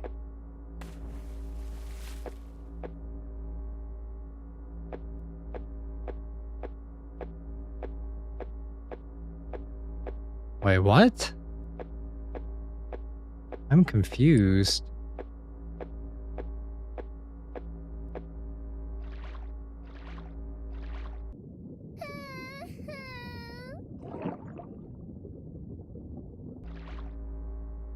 So a soldier shot them? I'm so lost, guys. I don't know what's happening.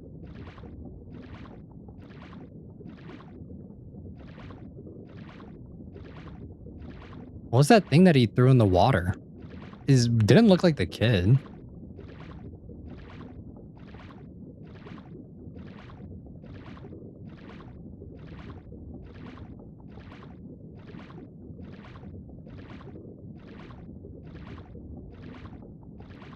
I'm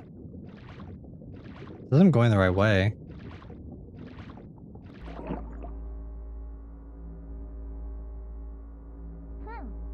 What are you doing up there? It's not safe. Someone's coming. You should go. Can you hear me?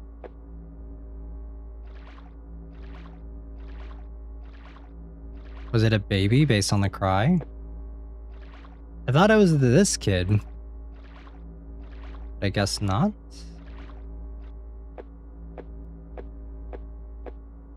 Okay, the bodies are gone.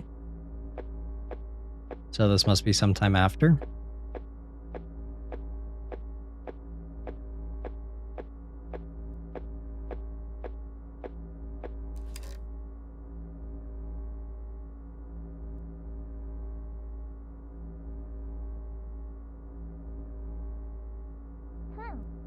Dad?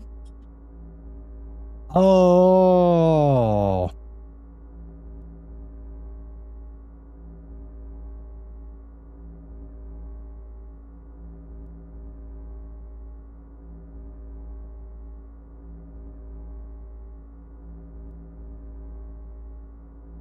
No. That's fucked.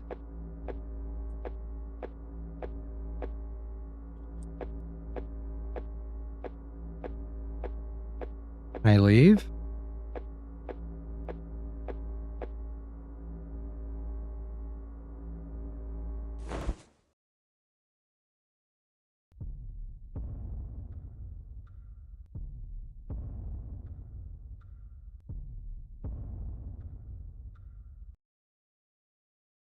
I gotta ask, how did they fit the kid in that little tiny bag?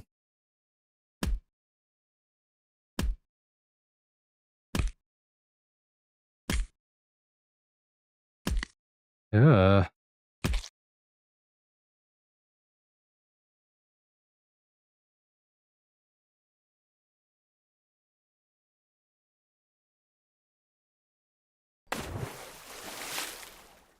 Interesting.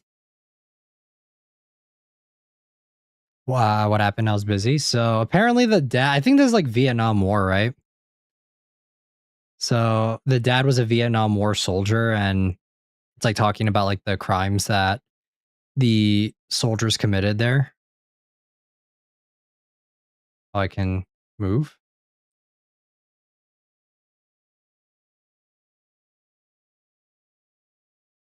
Okay, can't see anything.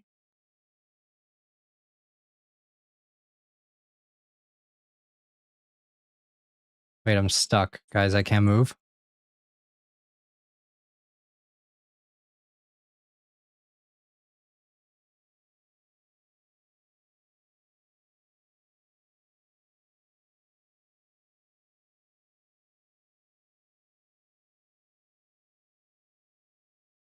Okay, I don't know what's going on. Are we just stuck here?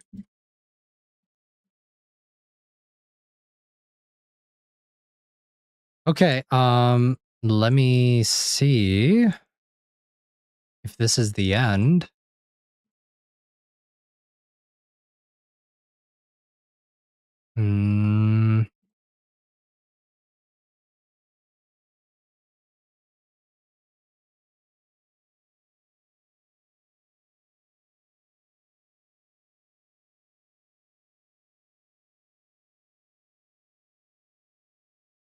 Wait, you can't move or anything.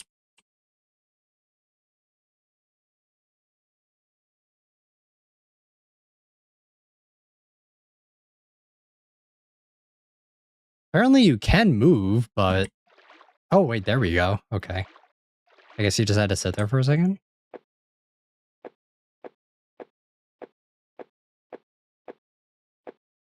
Yeah, this game's more than a little jank. I think that there are quite a few things that could be ironed out with it for sure.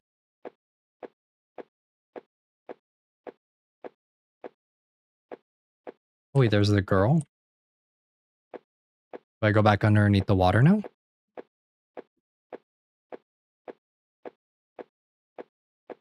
If they could, like, get the, if they can make the gameplay a little bit more consistent, I honestly think that this is really good so far, like, story-wise.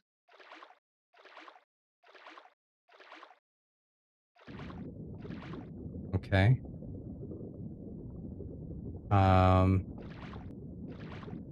Green this way.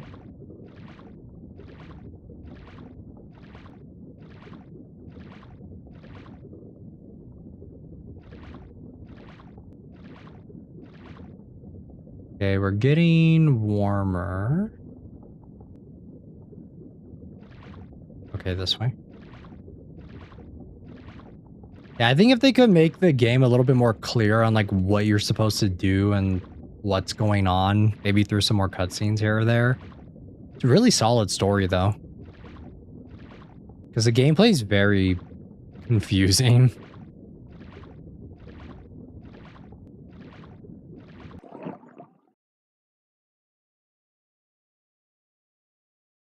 I really like it. Yeah, I think that the story is really good. Very disturbing. Wet candy.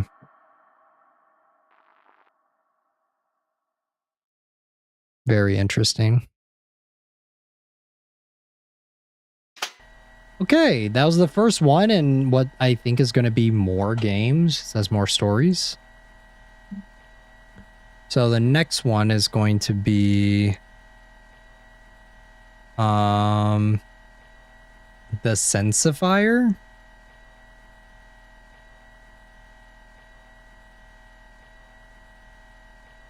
Apparently there's a demo for this one too, if you guys want to try it. Let me see.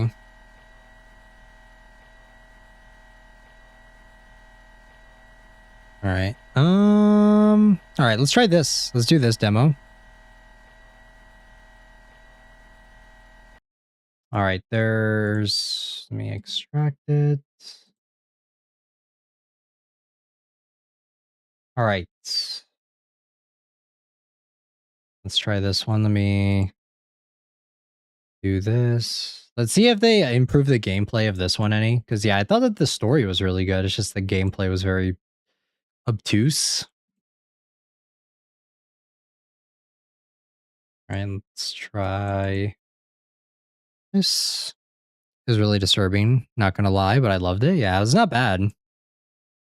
This one's, it says 30 minutes, but I don't think it's actually 30. So let me limit this real quick again. Surprising though, because yeah, I thought Bad Parenting was really well done, and I thought there were going to be more games for that. So the fact that this one is kind of in the same vein is interesting. I'm here for it. This is just a demo though, so I don't think this one's going to be super long either. So we'll go through this. Okay. And then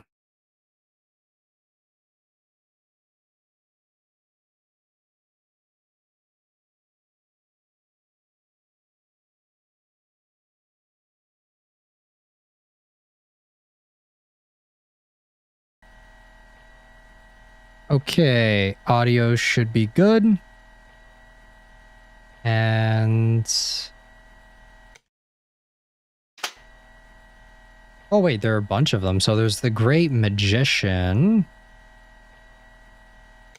Okay, so these are all the games that they're doing. So the Sensifier is this one. We'll see how long it is. The demo for this. Do you know many criminals grew up in isolation? Not the TikTok, cutting no. from family, community, any sense of belonging. Now we isolate them again, behind bars, hoping they'll be nicer to us in 5, 10, 15 years while we do absolutely nothing. How can you Obtuse? train a dog Yeah, not to obtuse. kill a cat when they aren't allowed near each other? No, I never want to live near them. That's too risky. Yeah, I know, Jesus. It's too risky and dangerous to be Look at that dog. Why does it look like that? But what if something else could take our place?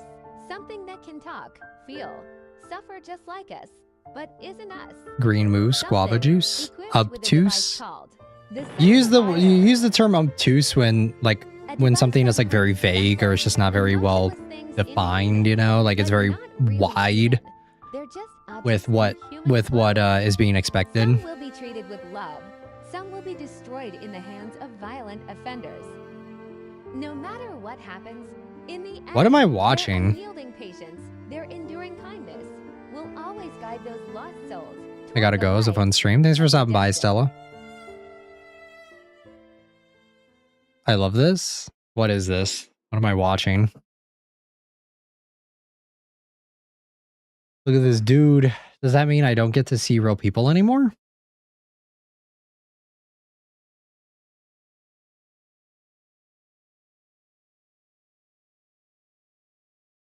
Oh, yeah, that's right. Danny.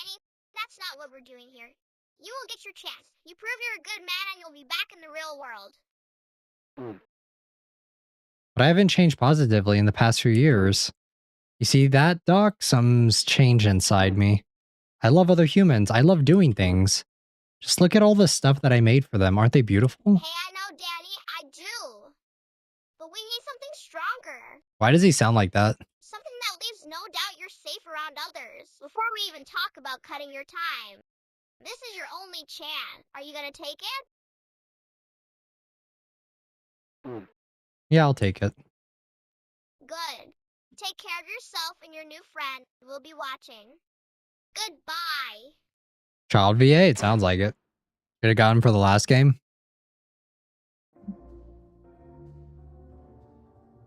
Attach the device to any inanimate object. Press the button once. Oops. Wait 1 hour for the object's consciousness to form if no shape occurs.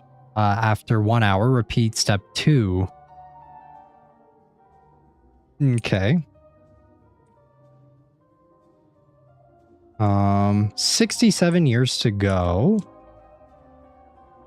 What do I do? Can I get up or...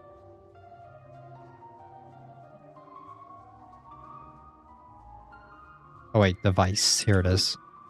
Why the hell do I have to be friends with objects? They don't even look like humans. Or maybe I should find something that looks like one. Okay. So you just find objects to attach this to?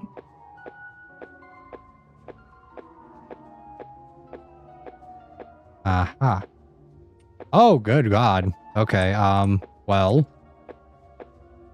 What did the warning say? I do not know.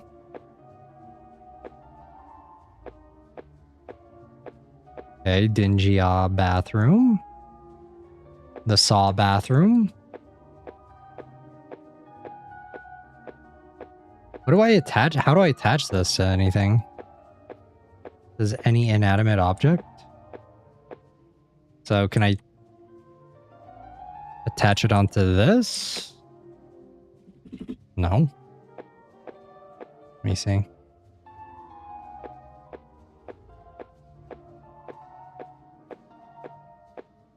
Well, someone has certain interests.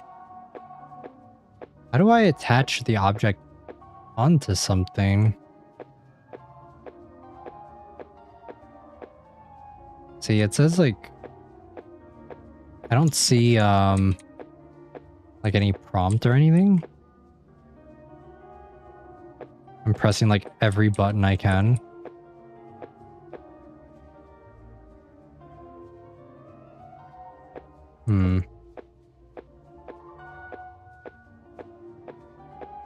It said any inanimate object. This is not working. We read the paper? I cannot. It won't let me.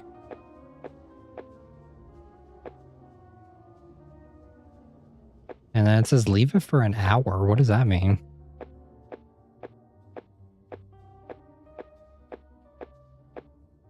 Here, let me check the controls for this one.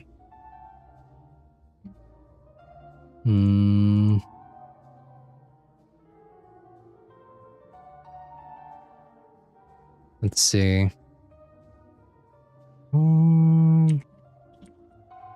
Wet candy.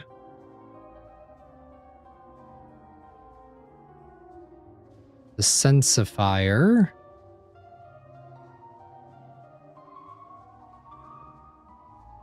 Okay, so WASD, sprint, jump. Doesn't say anything. Maybe you have to be dirty about it?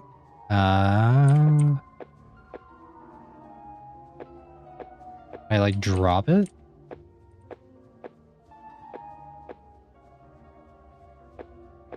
Ah, here we go. Okay, these items. This is the one.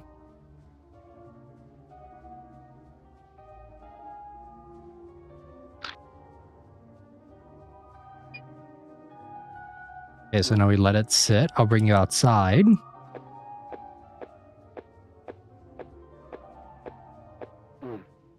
Stay there and I'll be back in an hour. It's carving time.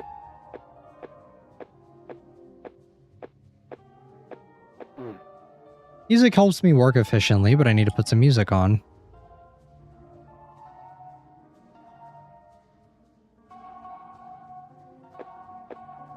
I'm pressing the music, but it is... Oh, there we go. Memorize.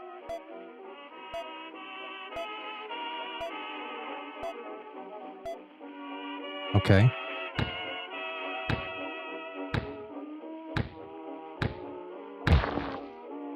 Oops.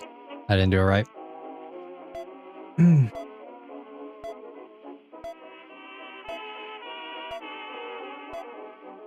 Okay, so the...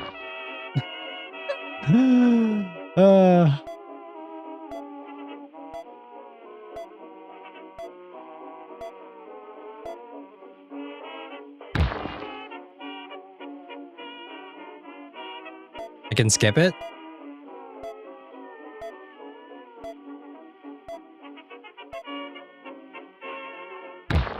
Alright.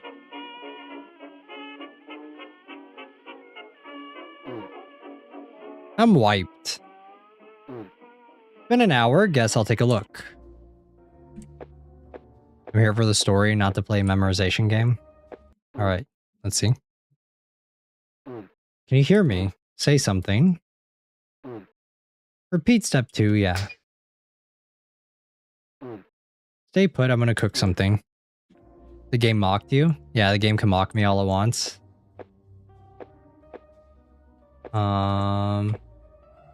Okay, this. And then... do I cook? What do I grab? Fridge? We got mini games.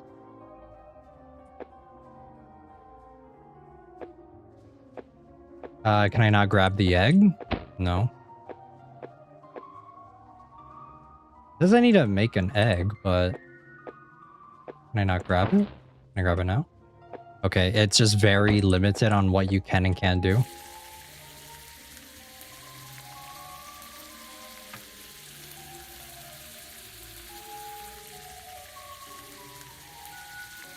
Okay. Can I grab the egg? Or no? Grab the spatula? There we go. Okay.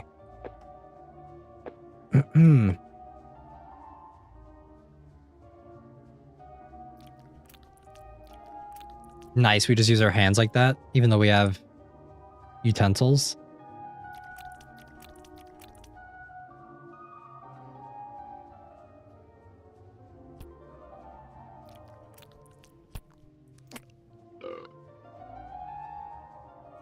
So you let me sit there and watch you eat on our first date?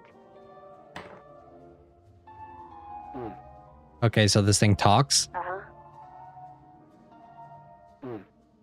I thought this was some kind of prank. Holy cow, I can't believe this. Thought I was a joke? Wow. Rude. Can you eat? Can you cook? Of course I can. Where do you think I got this dish from? Just wait here, I'll make you some. Okay. Alright, oil back in the pan. Grab another egg. Bam. Grab the spatula. That guy eats like an animal, he does.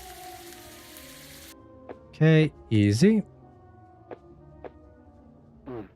Here you go. I can't eat. What? Excuse me? You think this is funny? This is not funny. What is wrong with I you? thought this would make you laugh. I'm sorry, okay? You can't just...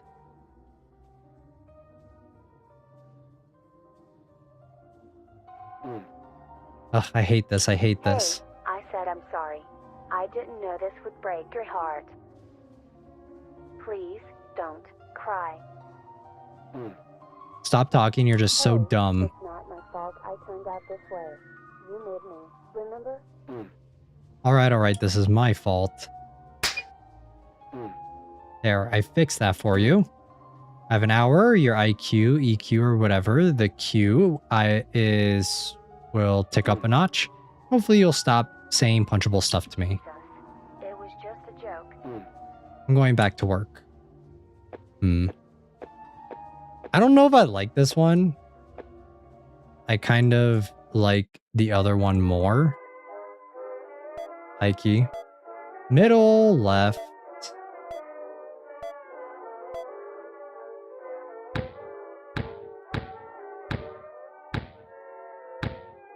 There we go. The guy deserves to be there.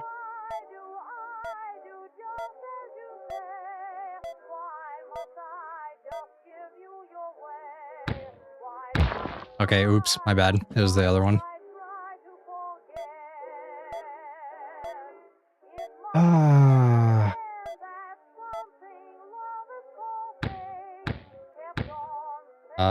Was it this one? Okay, nope, it is. He's an ass. He is. Okay, do I check it?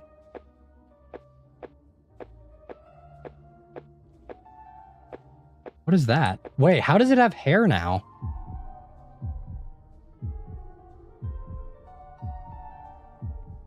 Why is it an anime girl now? What? Are you going to say anything? This is unbelievable. You're flesh and bone now. So? Hey, did I give you permission to touch me? I'm sorry.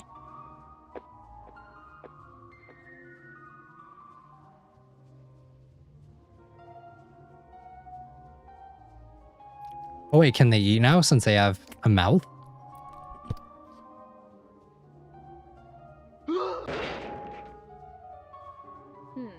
Stop.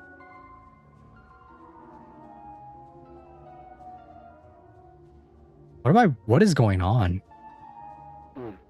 I'm fucked. I couldn't control myself. Oh. That's okay. I shouldn't have done that. Stop crying, look at me. Please forgive me, I'm very sorry. I'm not mad, not anymore, really. Yeah. Honestly, I wanted to slap you so bad, but where's the hands? Better if we just move on. Promise I'll never do anything like that again unless you want me to. How long have you been here? 14 years. You really want to see a woman, don't you? I'd do anything. I see. But if you don't want girls screaming and running off, you're gonna have to take things slow, gentle. Kiss them slowly and gently. No, you start by getting to know them. Ask for their name, their interests. And what? And ask for my name, moron. Okay. What is your name, lady? Andy. Candy, that's a cute name. Me, Danny. How are you, Danny? I'm pretty good, thanks.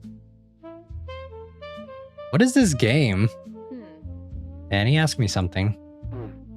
What do you want me to ask? Anything. I just did. Jesus, don't you want to get to know me? Why is it so important? Can't we just cut the crap and get in bed? No. Good night, inmates.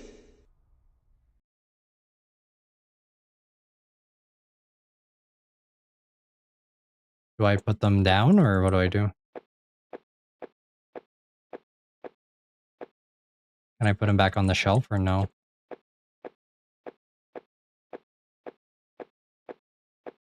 What did I just walk into? Good question. What do I do with the... Where do I put the head? What do I do? I'm lost. But welcome in, Nona. Guys, what do I do? Game is so weird.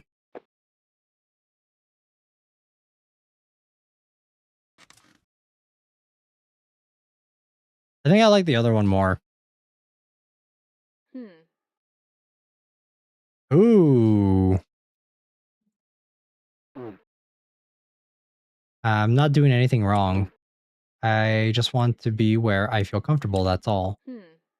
Got it. This is what you're gonna do to other women when you get out of here. Excuse me? You're not a real woman, you're just a rock that looks like one. Once I get out of here, I'll find myself a real cutie with 2 arms and 2 legs. Guys, this is so icky. She'll be the one telling me what to do. Oh yeah? Yeah. So you think there's a sane person who'd want to be near you? Yes. Real people know how to forgive and tolerate Candy. They can see through me. Then why would they create me? Dealing with an asshole like you is not a rock's job.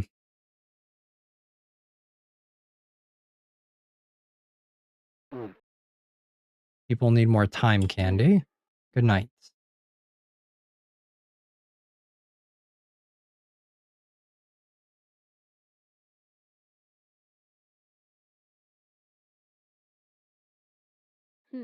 You're awake. I never slept. My head wouldn't stop spinning about what? About what I said last night. It hurt, Danny. I know I was an asshole, Candy. I'm sorry. It just got me thinking. Are we kind to people because they have feelings or because they are human? It doesn't matter. When you're human and you have feelings, you're not like me. What if people have already stopped seeing me as human? Wouldn't they treat me the same way I treated you last night? I don't know. I'm still too rock to understand what people feel or see.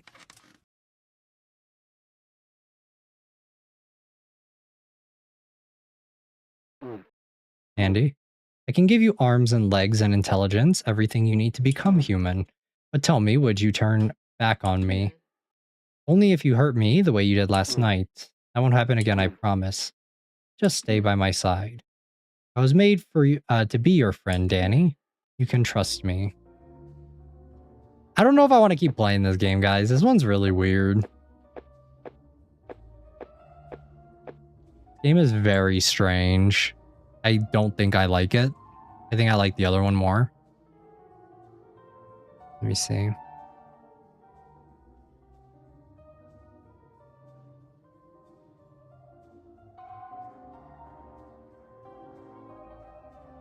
How long is this game?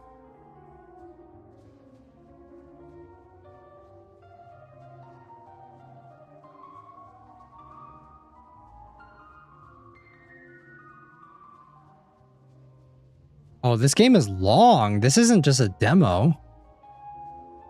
I thought this was a demo.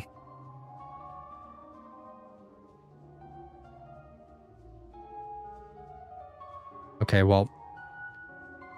It's just ridiculous. Like, I don't know what to say about him. Yeah, I really don't like playing. I really don't like this main character. I know you're not supposed to, but like I'm sure that's the intention is that you're supposed to dislike them, but like come on. Oh no, I'm out of stone. That's okay. We can use other stuff in the house. This thing.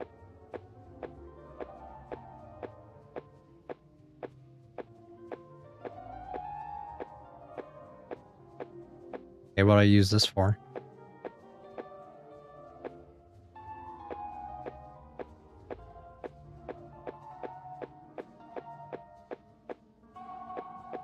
What?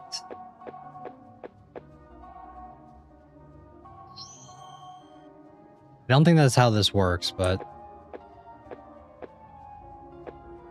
Is it just me, or is it like the pixelation a little too pixelated-y? I feel like they could turn down the effect a little bit and it would be okay. Because it is so... like, I can barely even tell what I'm looking at. Everything just kind of blends.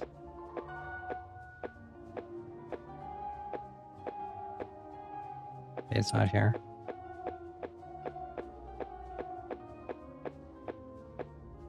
There it is.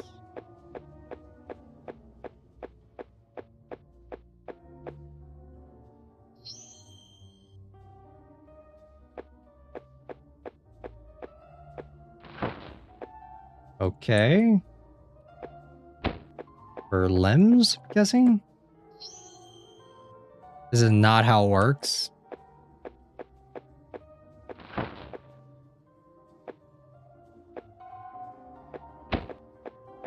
I don't even want to know what happens after we find all the body parts. Same.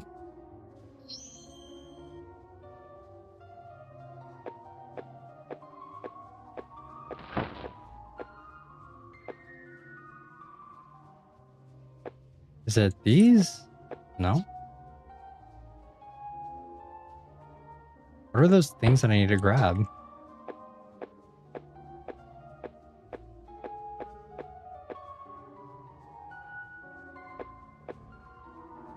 Ah, here they are. Okay, gloves. I couldn't even tell that those were gloves.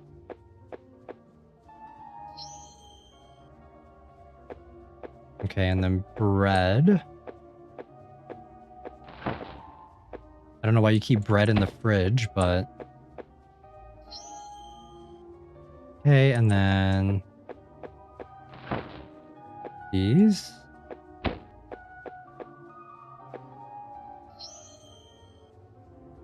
Top tier human anatomy right here. I guess if there's like some more preamble of like what the hell's happening.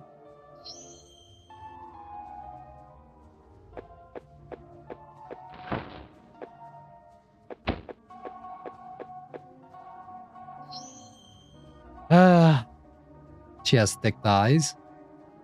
Oh my god, I don't like this game, guys. I do not like playing this game.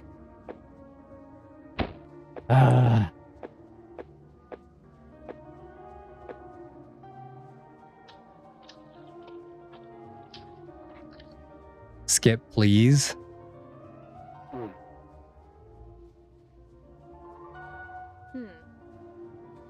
You think using food is a good idea? Don't force yourself to play it. All right. If you guys are all right with it, I'm skipping this. I'm skipping this game. Yeah, this one is, I don't know. The other one was like fine. I think the other one was okay, but this one is just weird. In a bad way, not in a good way. Okay. All right. We have another shorter game that I was going to play. Let me see. Why can I not, see if I can get it to capture.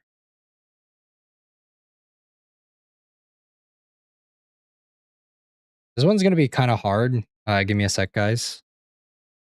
There's no like menu for this game, so I'm going to have to get creative.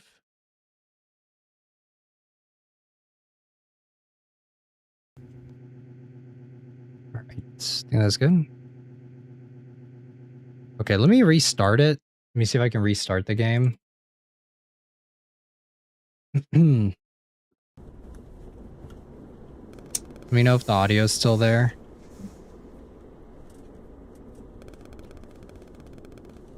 Can you guys still hear it and everything?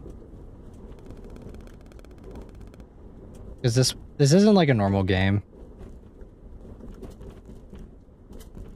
Hold on. Why can I not? Yeah, this is the taxi driver one. Hold on, let me do this. Okay, let me see. Let me run it. Okay, yeah, audio's good. All right. Sometimes in life you just get thrown in the deep end. Another day on the job as a driver in that weird town. Anyone asks anything, I simply need to answer them. Sounds good. I don't know what is wrong with this part of the world, but they really tend to be pretty special customers. Accept drive request. What's your name? My name is Boldman. We get to see him right there. Let's get going. How are you tonight? I'm doing great. Glad to hear that. I'm usually so busy with work. I'm glad I can talk to someone from time to time.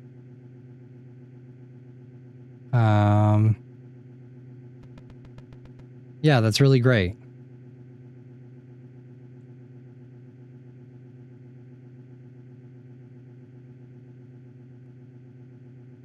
Okay.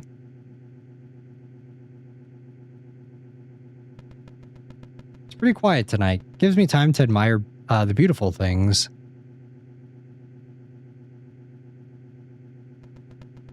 There's never enough time.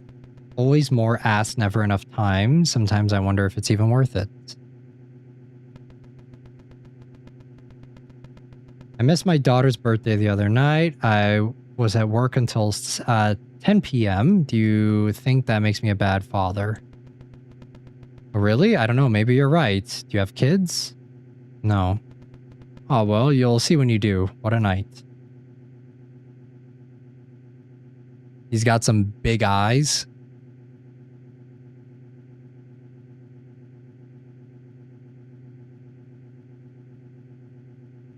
All right, what are we doing?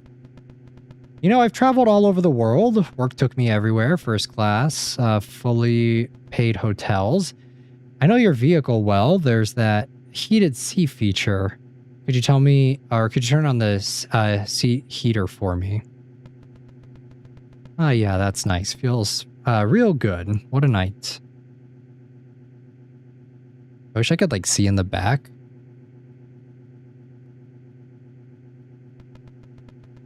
That reminds me, I've been seeing your back this whole time. Would it be a bother if I move to the front? Sure, come over. Oh, that's cool. What a night. Things are really... Oh, God. Aren't really great with my wife right now. Okay.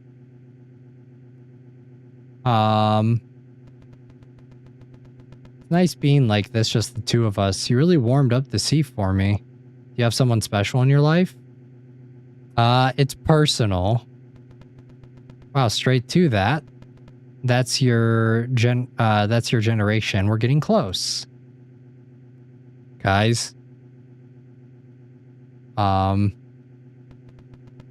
see you're driving a manual. I know how hard it gets for people your age. Back in my days, we all handled that stick.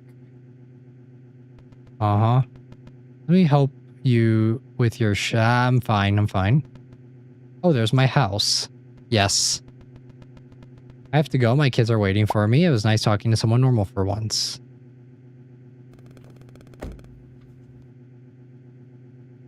Making my way downtown. What's your name?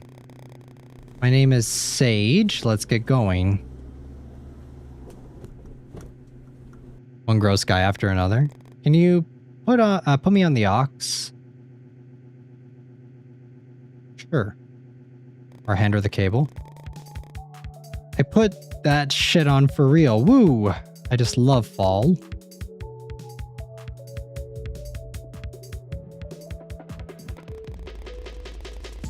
Driver, can you open the back window?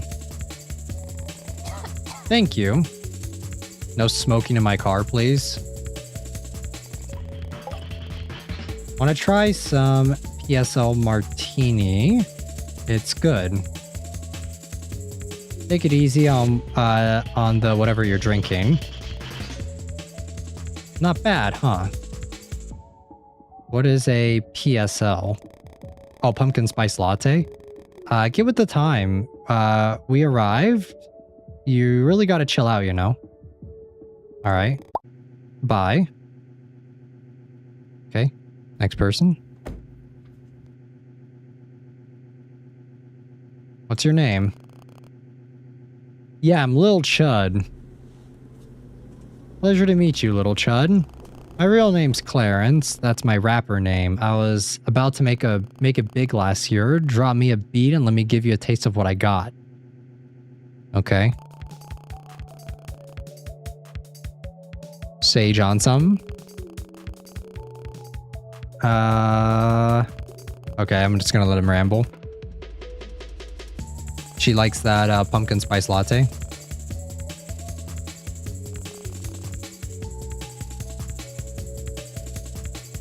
Hey yo, pause. Your flow's amazing. Thank you, thank you. Sorry, I got nasal drip. It's usually better than that. I wish you kept going. Thank you. My homeboy Jerry hooked me up for the open for Ken Drake last year. That sucks. I know, right? One hint on what's next. My new home will be DJ Chud. Or my new name will be DJ Chud. But actually, it means I'm a DJ, obviously. So anyways, it's my next big project I started up recently. All right, we're nearing that spot. Any support for a local artist would go a long way, you know? Share a reel. Thanks, big dog. Cool man, dude. Guy person I want to show or have to... Wait, what? You're glazing me so hard, dude. Wait, what is happening right now? I'm so confused. What is share reel? All right. Okay, please stop. What is happening, guys? I really want to beat the shit out of your car right now.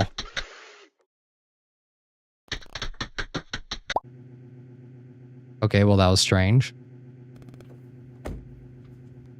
What's your name? My name is Ronan. Let's get going.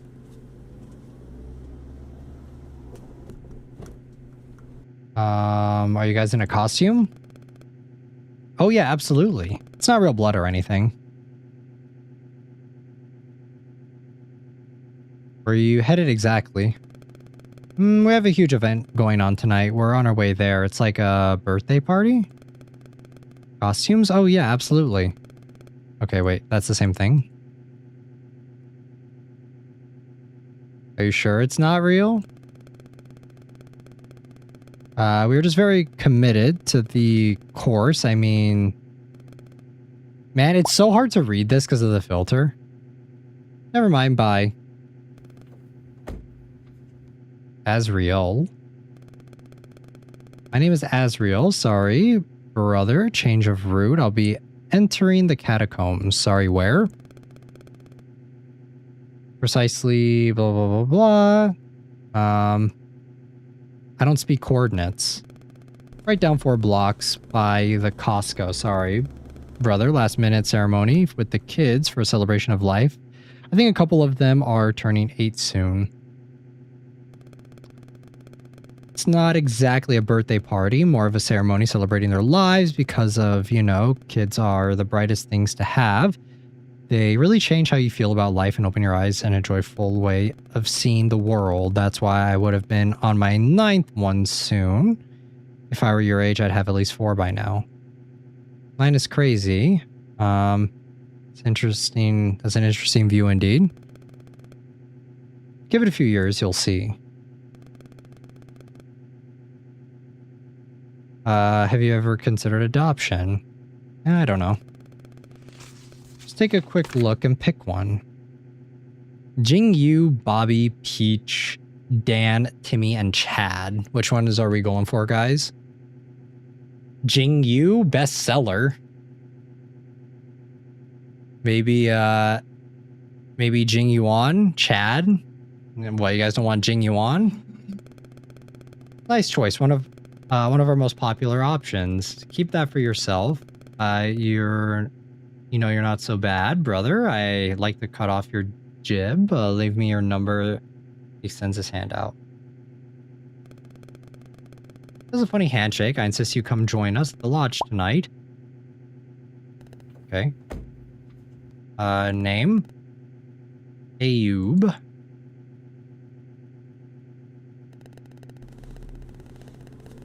I don't think this game is bad, but I feel like the options make it to where I can't really read that fast. I need to get to where I'm going. Where are you headed? Far away, very far away. Let me put some music for tonight.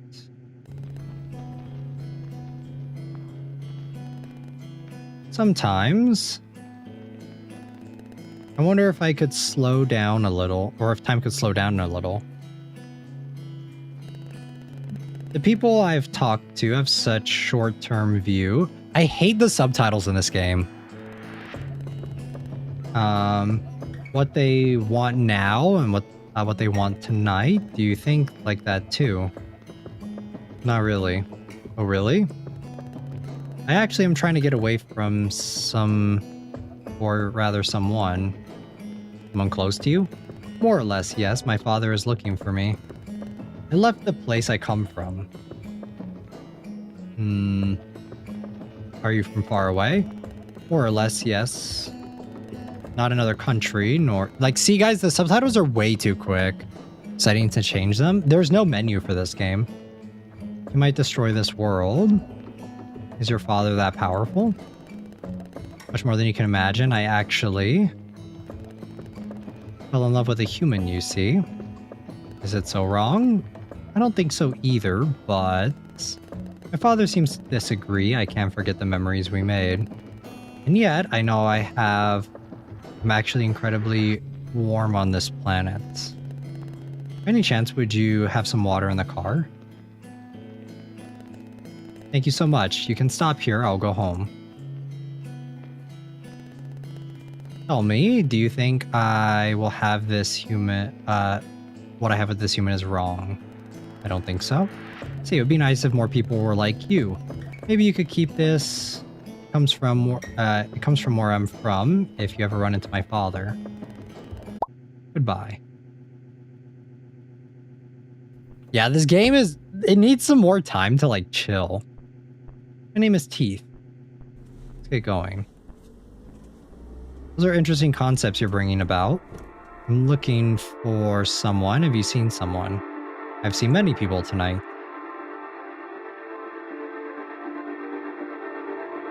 Huh. What am I looking at? What is this? Looks young, innocent, went human, I mean. See, like, I can't even read the subtitles in time. I see ring and star. Perhaps it is time for this world to go into darkness. Please don't.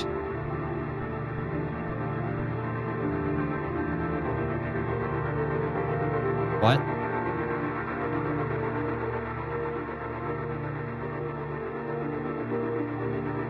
Biblically accurate angel? I couldn't even tell. Yeah, I feel like the game is... It needs to slow down a little bit. It's like non-stop bombarding me with info that I can't read fast enough. And on top of that, it's like I can't even really see the text sometimes because of the way the filter is laid out.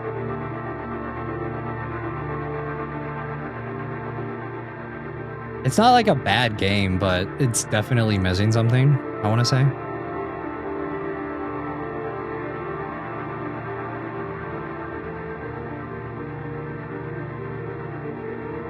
It's a bit of a shame because I had high expectations for this one.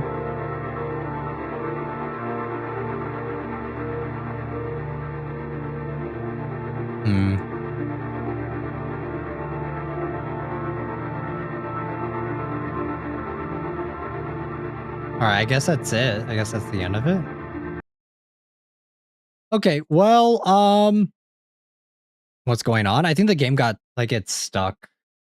Interesting concept, but execution definitely needed work because I mean, like I get that it's like a point and click game and it's not supposed to be super crazy or anything like that, but it's just like I don't know, just especially when you're downloading it, having a menu and stuff to be able to actually interact with things and just be able to slow down the text would be a huge help. And sometimes the dialogue just didn't really make a lot of sense either. It felt like they were speeding through a lot of it. It seems like we're reading a ton of stuff and just being like absolutely lore dumped.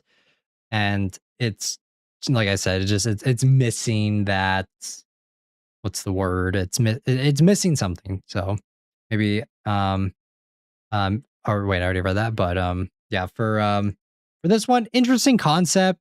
Maybe expand upon it a little bit more. Maybe slow things down a little bit. Just feels like it feels like they're rushing too many themes, too many topics. Because maybe like it seems like maybe there's an implication that certain characters are related to each other and stuff, but it's just so hard to tell because it's so fast and there's so many different options and stuff too for you to like, and the game gives you maybe like less than 10 seconds to pick which option you want. So once the countdown starts, you have to read what's going on and then pick your answer. So yeah, it was all right. We have one more game that we're going to do. Let me see here.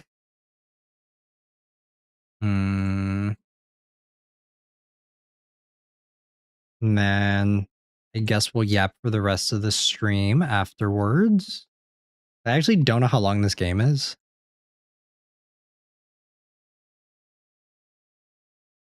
Okay, we're playing Remnants of a Scare, which is a sequel, I believe, to another game.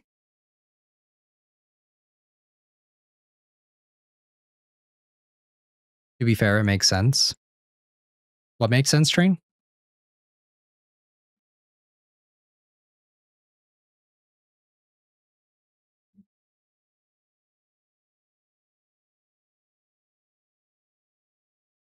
Yeah, let me get this one going.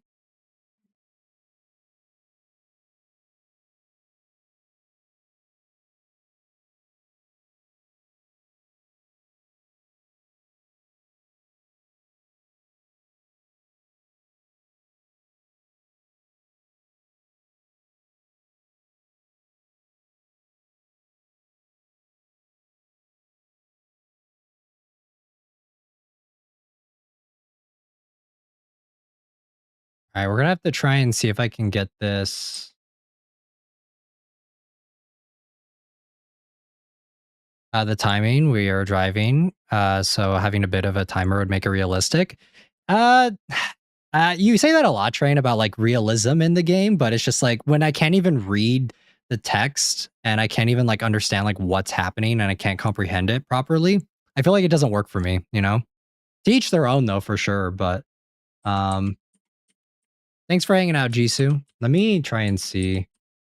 Okay, windowed. We're going to do windowed so that I can actually get the game booted up because I can't get it when it's like this. So we're going to do this. And because I would like to play it in let me try windowed 4K. Okay, I guess we can do it that way.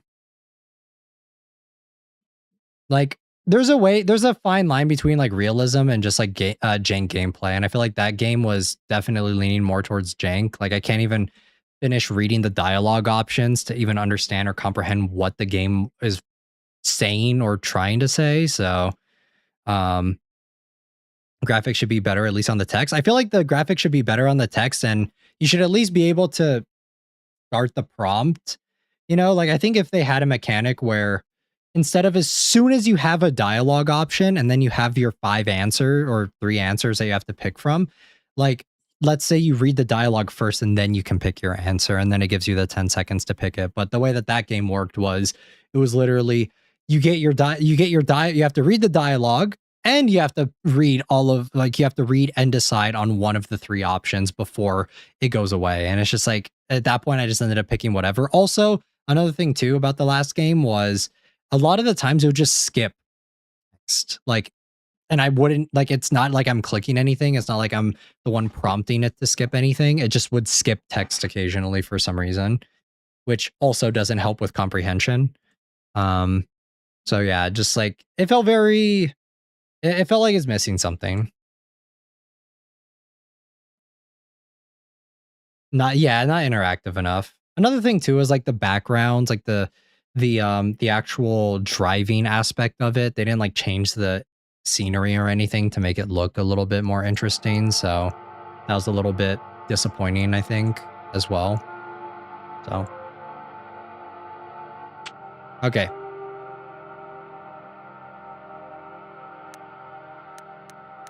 We're gonna set our volume to like this. Like maybe like here. I don't want it too loud. Camera sensitivity. All right, I think that's good. Camera bobbing off, please. Okay. About to play the game, or about to play the attraction. You want to feel scared? Sure. We're about to play the cabin. What? So this is a sequel to another game that came out called I'm Scared. I've never played it before though, so I did want to try and play it on stream at some point. Crouch, interact, run, look. I like that we could actually play this without needing to worry about an enemy, which is nice. Or is locked. Lock is displaying the real time. Okay. Oh wait, key. Picked up a simple key. Not enough. Are you sure you learned how to play? Equipped. Unlock the door.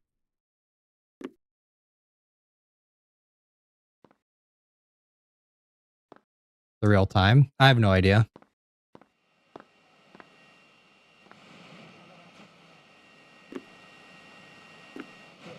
What's over here? Radio is emitting gibberish static.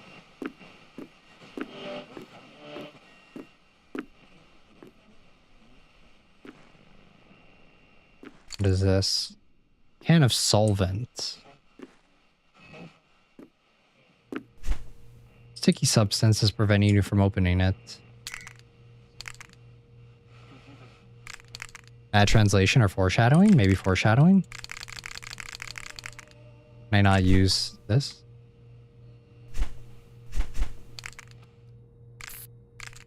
Ah, there we go.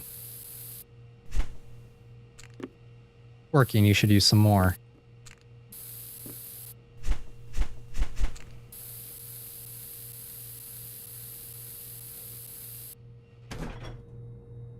It's empty. Okay, put away the solvent. Well, this was underwhelming. There's nothing here.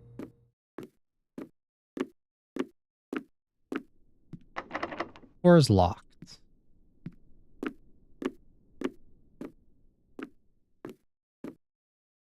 Cabinets are not real, they're just carved in.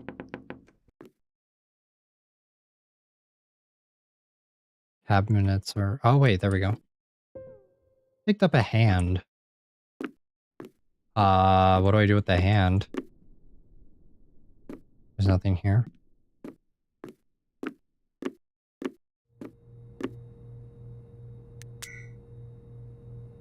What do I do with the hand? Refrigerator door. Oh, wait. This is strange. I can, like...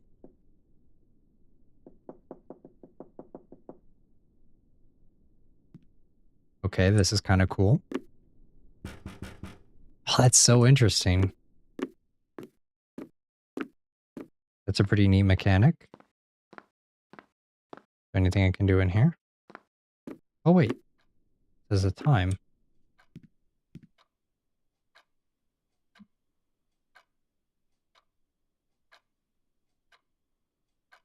Or is that time? Can I mess with that? No. Hmm.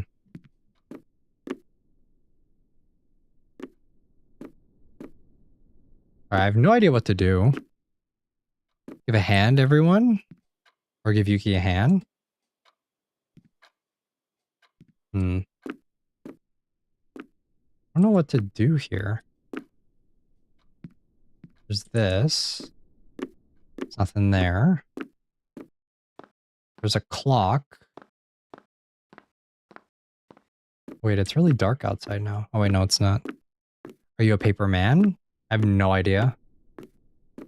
I have no idea what we are. Let me try, radio stopped working.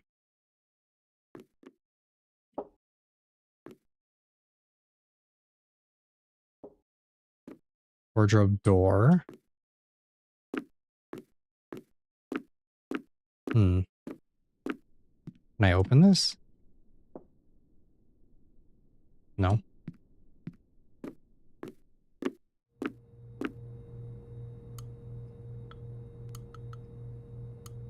I don't know if I need to, like, grab this or... No, I can't grab it. Grab the painting, maybe? No.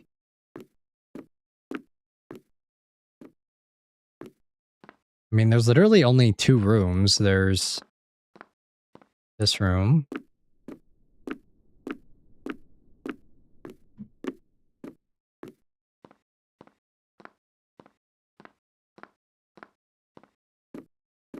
Hmm. Alright, well, let's see. Alright, let's check, let's check and see what we're supposed to do. So, what do we do after we're out of here? We did this. So what do we do once we get the hand?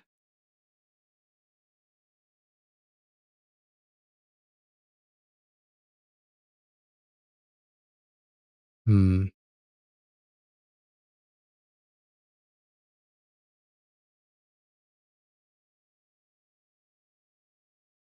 Oh, wait. Okay, so we need to take a look at the clock here. All right.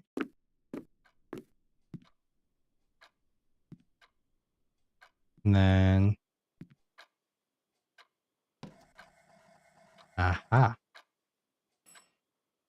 Tab and exit key. All right, we're out.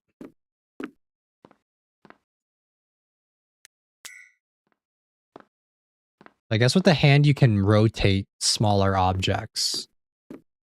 And that's the way it works.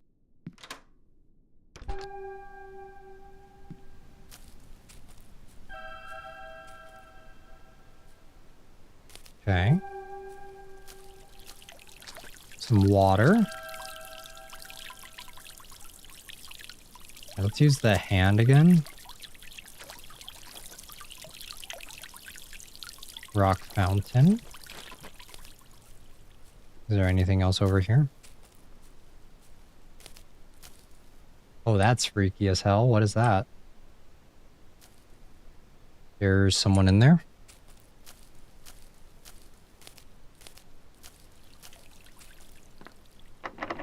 Door's locked.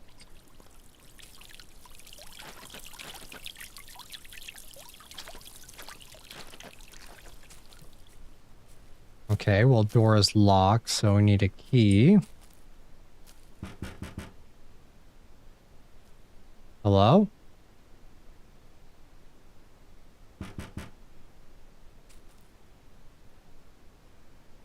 Their arms move.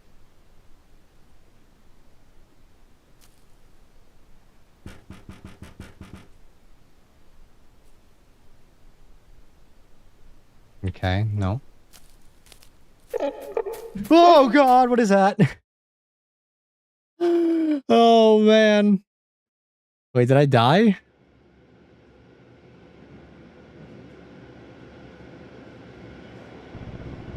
She was scary, wasn't she? Don't worry, it's over. Now open your eyes. Hey there.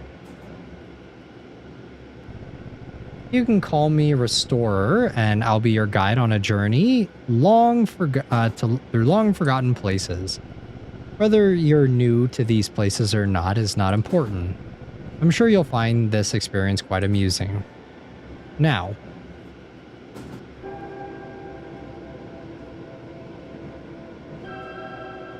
Okay. Where the day meets night and the clock does not strike, lies a world once dead. That world left something behind, and it's precisely from those ashes that the attraction is born. To sum it up,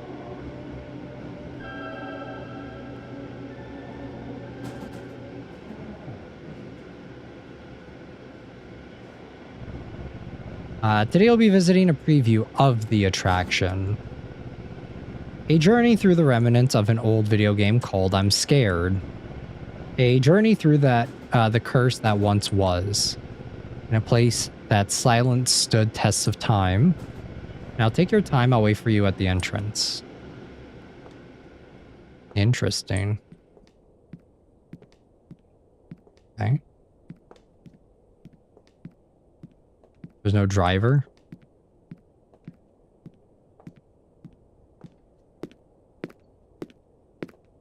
I guess we just follow them.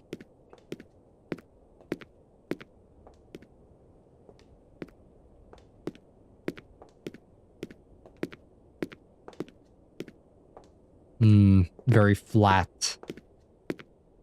Is this the attraction? Remnants of a scare.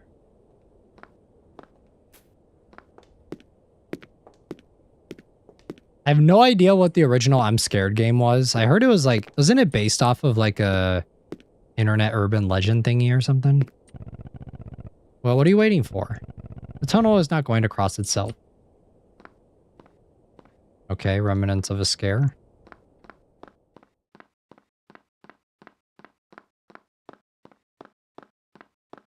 First one crashes on purpose.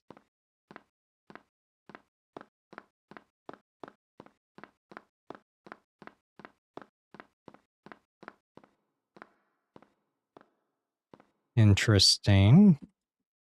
We have no inventory.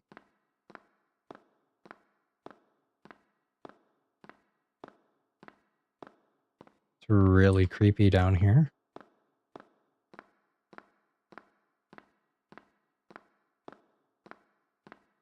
What is this?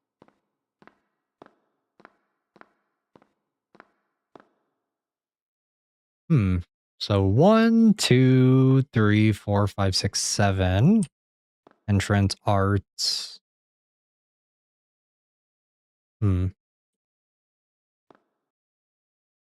So this is just telling me where I can go, right? Museum of something. Well, I mean, if they're expecting me to remember that map, that's not going to happen.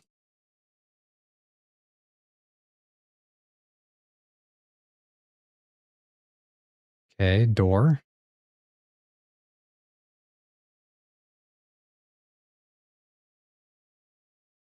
Begin. Begin what?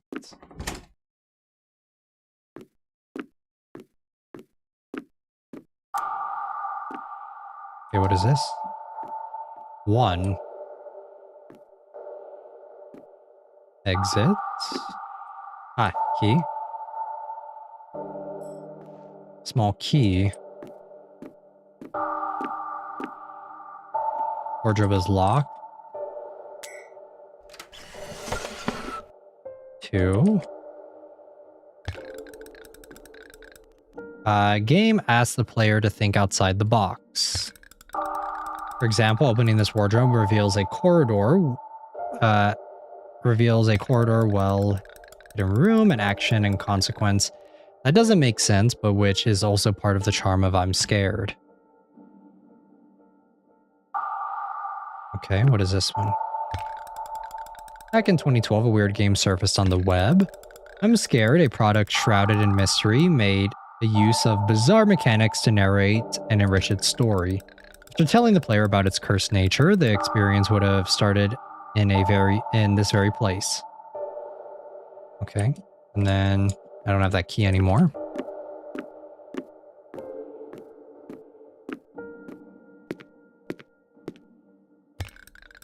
Danger, don't climb down. You're kindly requested to use the auxiliary walkway to reach the next area. Okay. Uh-huh.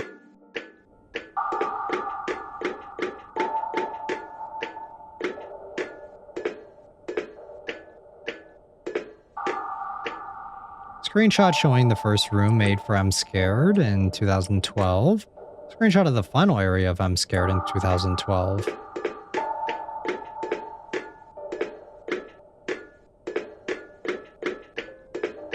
Are you gonna have to play I'm Scared next?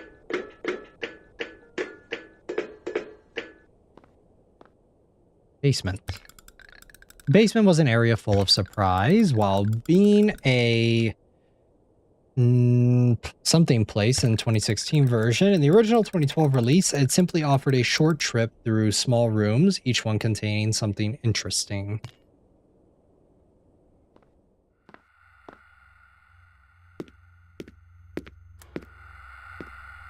Pipes area. It's locked.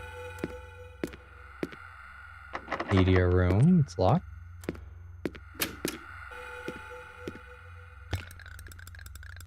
For some, the silent room in I'm Scared 2012 is the most memorable one. Peeping through the crack in the wall was an optional action capable of sending an unexpected shiver down the spine.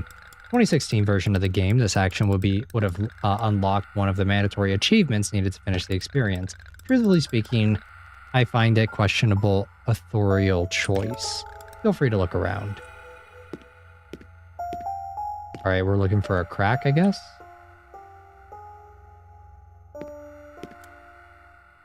Looking for a crack in the wall. Rusty key.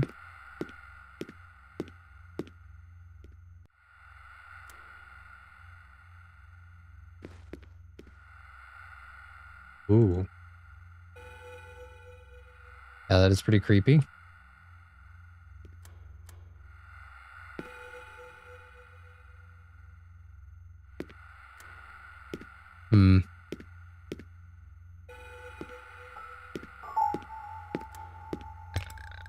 Okay, no, I already read that.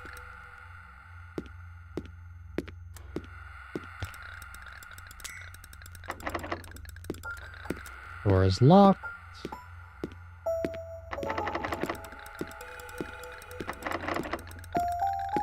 So is it just like I'm Scared's greatest hits or something? Is that what this is?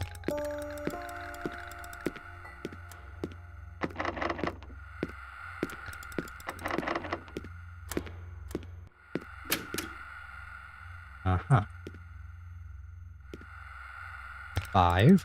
Behind these bars, you would have found drops of blood right above them in the thick darkness. Pale figure looked down on us, grinning with malice. This was the first appearance of the White Face, the entity that cursed thousands of players back in 2012. White Face doesn't exist anymore, but this atmosphere remained intact. What about you? Can you see something in the dark?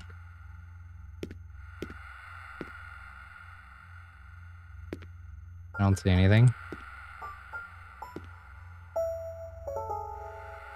I don't see a white face. Do you guys?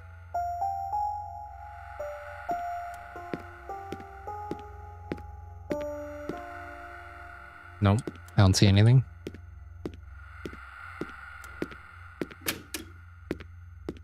Okay, 6.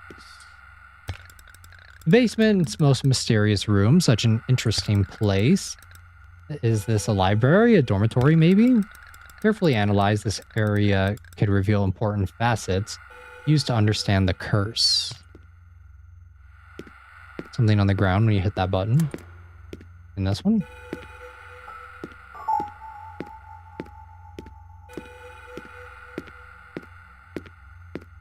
I have a key that I don't know where it goes.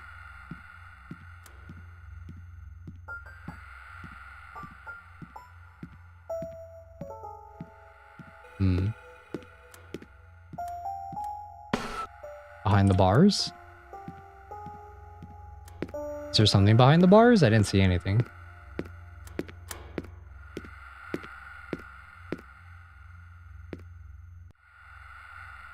Like, I don't see a button or anything.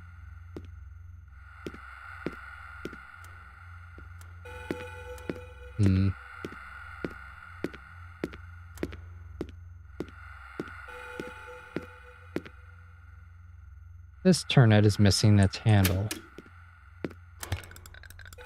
Another area dear to players. And the light turned on, I think. The streets serve the purpose of reconnecting players to the basement after picking up the pulsating heart, which would have took us to the car park right after doing so. The bridge that connects the two areas can be activated only from the other side. Good luck. Can only be activated from the other side? Guessing it's this thing.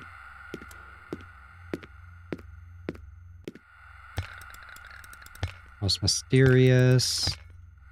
Dormitory. If carefully analyzed, this area could reveal important facets useful to understand the curse.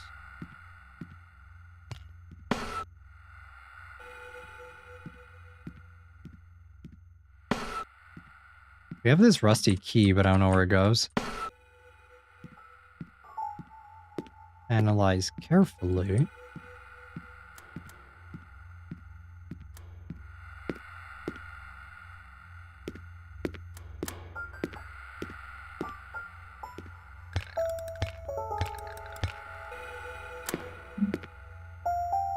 Oh, right there.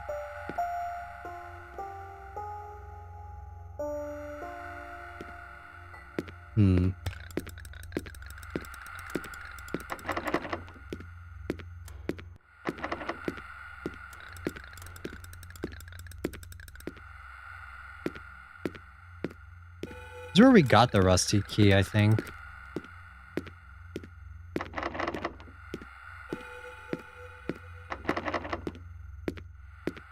What happens if I just leave this area?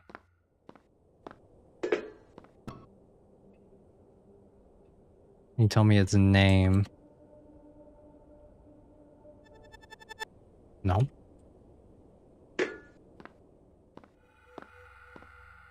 Okay, so we have to go through this? Whiteface. Is that its name? Whiteface?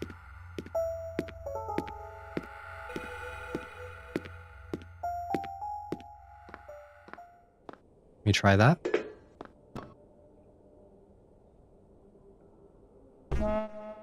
Okay, yep.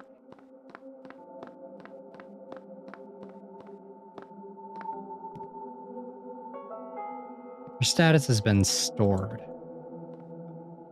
Basement cage room. Screenshots.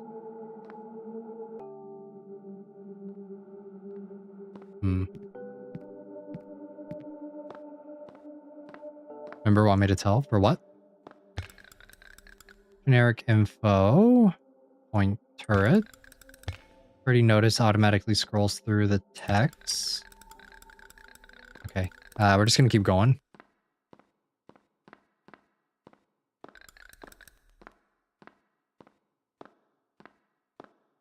Ah, here they are. How's the visit going? You liking it? I couldn't help but notice that you lost some content in the basement. Do you, you're free to explore as you like. I know the name. Want me to tell you the answer? For which one?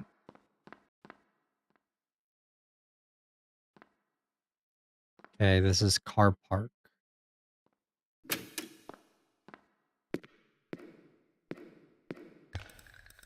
Passage leads to the car park. Are you ready? Are you brave enough to enter this dark blanket? I mean, we don't have any other choice, right?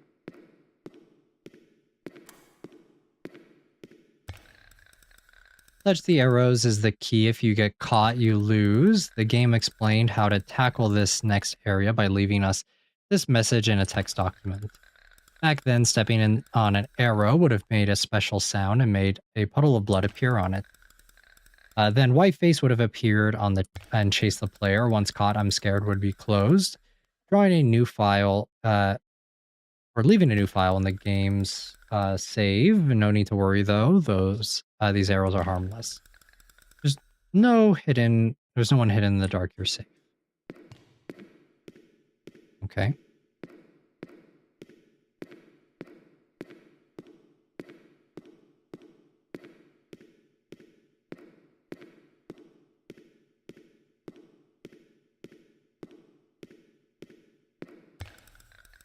While being so big, the car park was devoid of vehicles or such. End point of this info. Still, this place probably has more important. In fact, the original I'm Scared trailer featured an IRL avatar of the player running away from something similar. This trailer suggests the white-faced bizarre ability to break the fourth wall and haunt the player's nightmares even outside of the game. Okay. I'm so confused.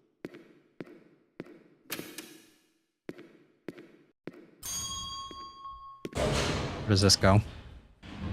I don't know if we're going to be able to finish this game, guys. This is pretty long. We may have to do a revisit on this if we played the full I'm Scared. Street was short yet interesting area, albeit being engulfed in darkness, the player could finally get a breath of fresh air. In the game's first outside map, here Whiteface would have scared the player in a different way. Suddenly, the apparitions, graphical glitches. I love watching you, weird sentences, culminating with the player's browser opening by itself and showing an unsettling picture. In short, interesting area indeed.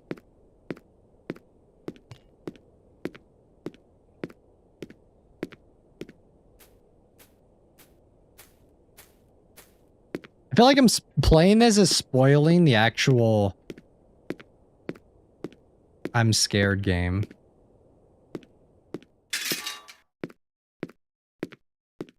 Over here.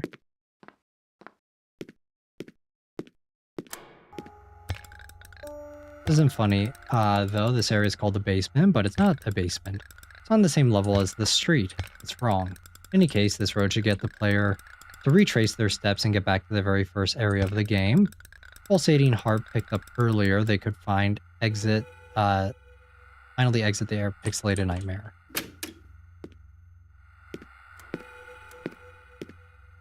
Oh, okay.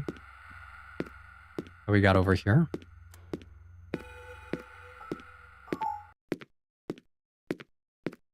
Interesting.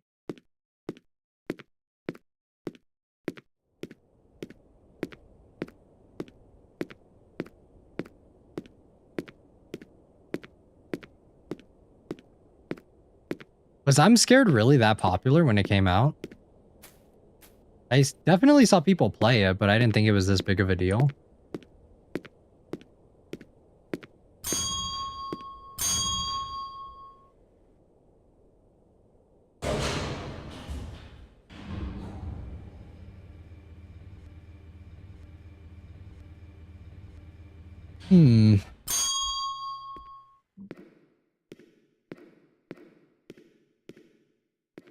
Okay, well, that's where that leads.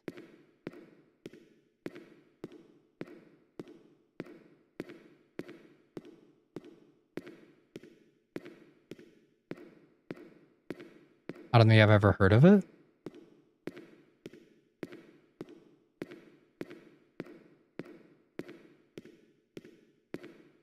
Do not press. Oh, you pressed it. Then let's play tag. Oh, hi.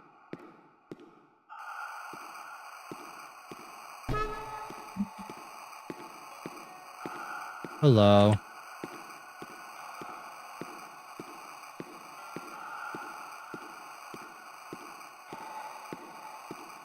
Goodbye.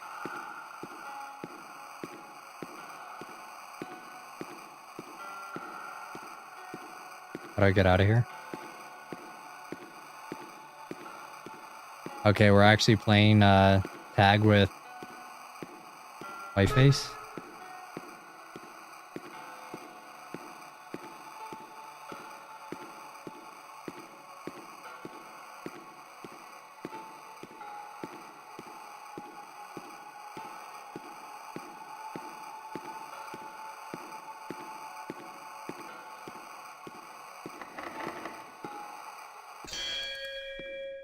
Oh no, you got caught.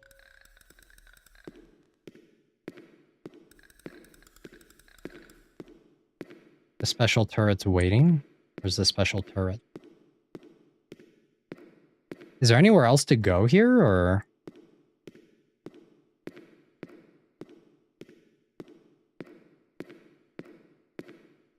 Thought this was everything?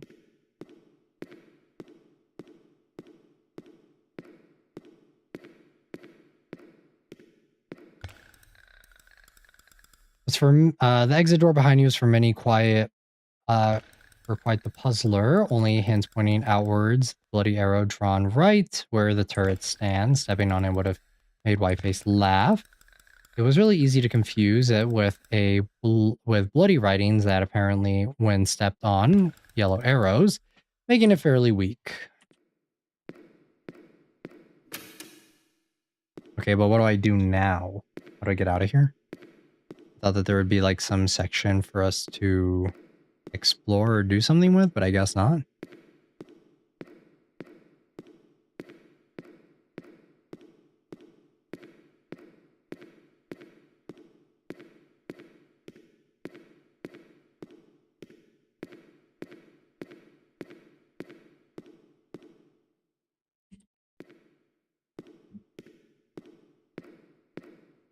Okay, well, I'm confused, guys. I don't know what we're supposed to do here.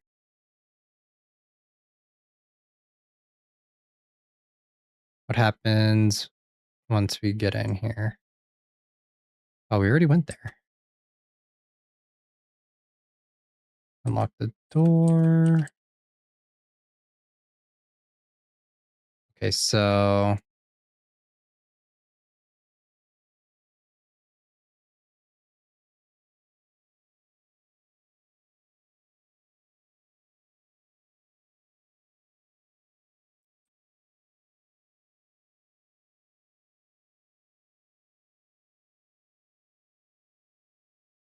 I think go out the door. We cannot. The door is not there anymore.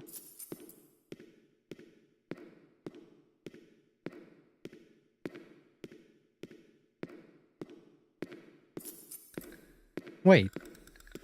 Is that a key jingling sound effect? The arrows should not react to touch. Need a second to fix this issue. Sorry. Please don't move from where you are while I tackle the problem.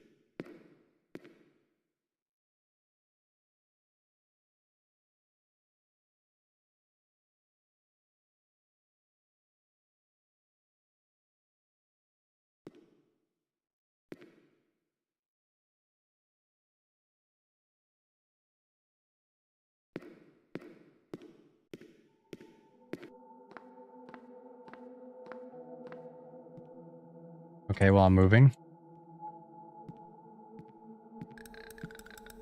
Everything should be working as intended now.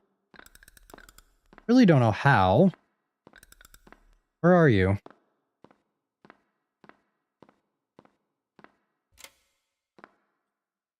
I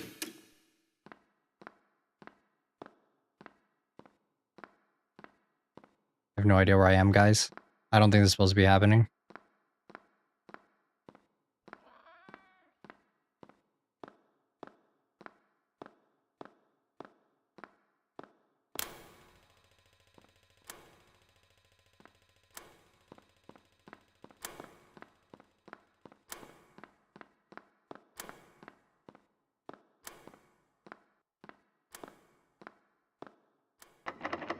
Where's locked?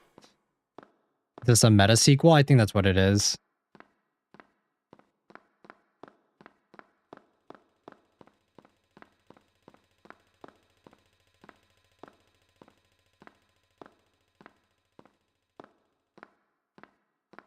I think that this is like, if you haven't played the first game though, a lot of this is not going to make any sense. So that's why I don't know how much of this we're going to play. I'm just kind of playing until we get to some point.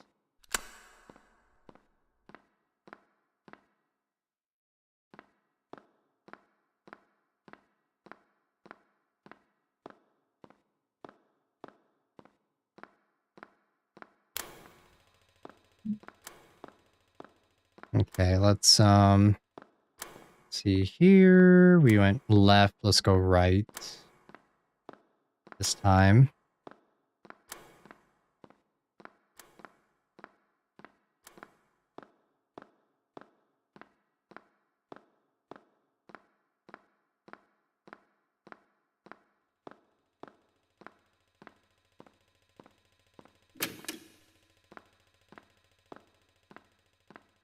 Exit. Why?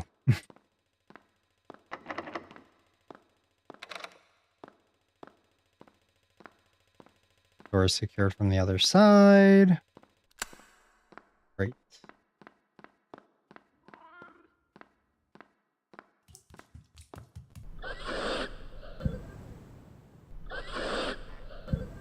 Help me. Help me, help me, help me, help me. Okay.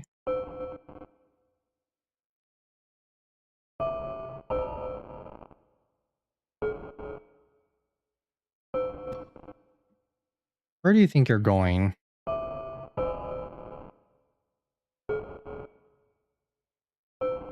Okay, I can't type in anything. It just says nowhere.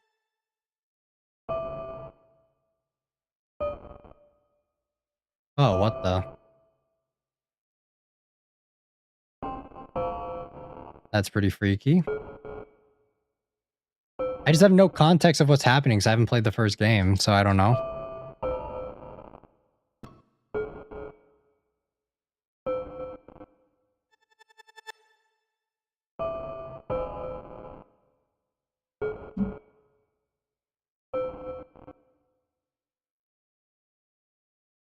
What happens if I go this way?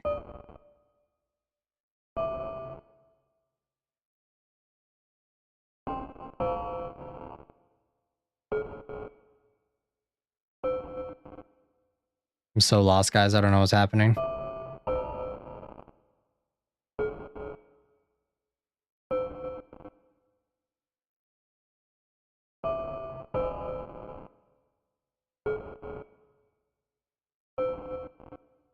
Okay, we're literally just stuck.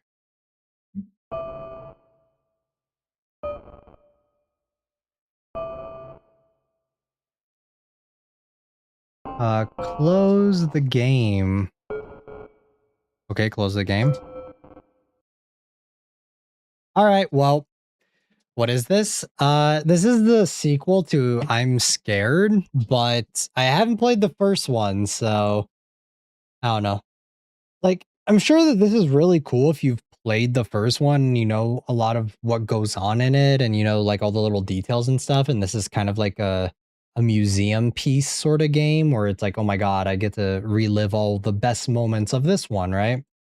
But from someone who like hasn't played it, it's very confusing and it really doesn't hold up on its own. So the way I read it was it just kind of felt like it was just glazing, like it was just the developers glazing themselves at times. So yeah, it was all right, it's fine, but yeah, definitely probably need to play the first one to get full appreciation for this new one. So yeah. All right. What do you guys say we just do a bit of yapping before we end the stream? We played pretty much all the games. We at least tried all of them. Some of them were definitely better than others. It's supposed to be like that. Yeah, I'm sure it's supposed to be like that, but obviously like if you don't know anything about it, then it just comes across as just like it's just glaze for the sake of glaze, and there's not really like that much to it. So it is a demo, so there's probably going to be more to it. I think it probably will be its like own substantial game, but yeah, it was if I had to like rate all the games that we played today in order of like which ones I preferred, I definitely thought Sewer Call was the highlight. I thought that one was really good. Twin Hotels was all right. It was fine. I think Wet Candy was pretty good. I think Wet Candy was definitely probably the second best game, even though it was a little jankier here and there. Twin Hotel is definitely on the lower end. It's just kind of your average itch.io horror game, I think. And the other one that we played before before this one was a bit of a miss, in my opinion. I wasn't a huge fan of it, unfortunately, but it is what it is. But yeah.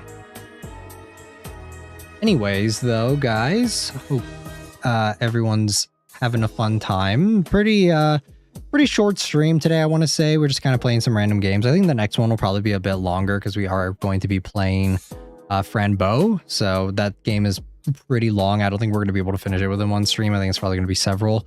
And the game itself is going to be pretty long, I want to say. So yeah, just pretty short week. Not doing like nothing too crazy, I want to say. So I do want to take a look and see, because there is a sale going on for a bunch of different games.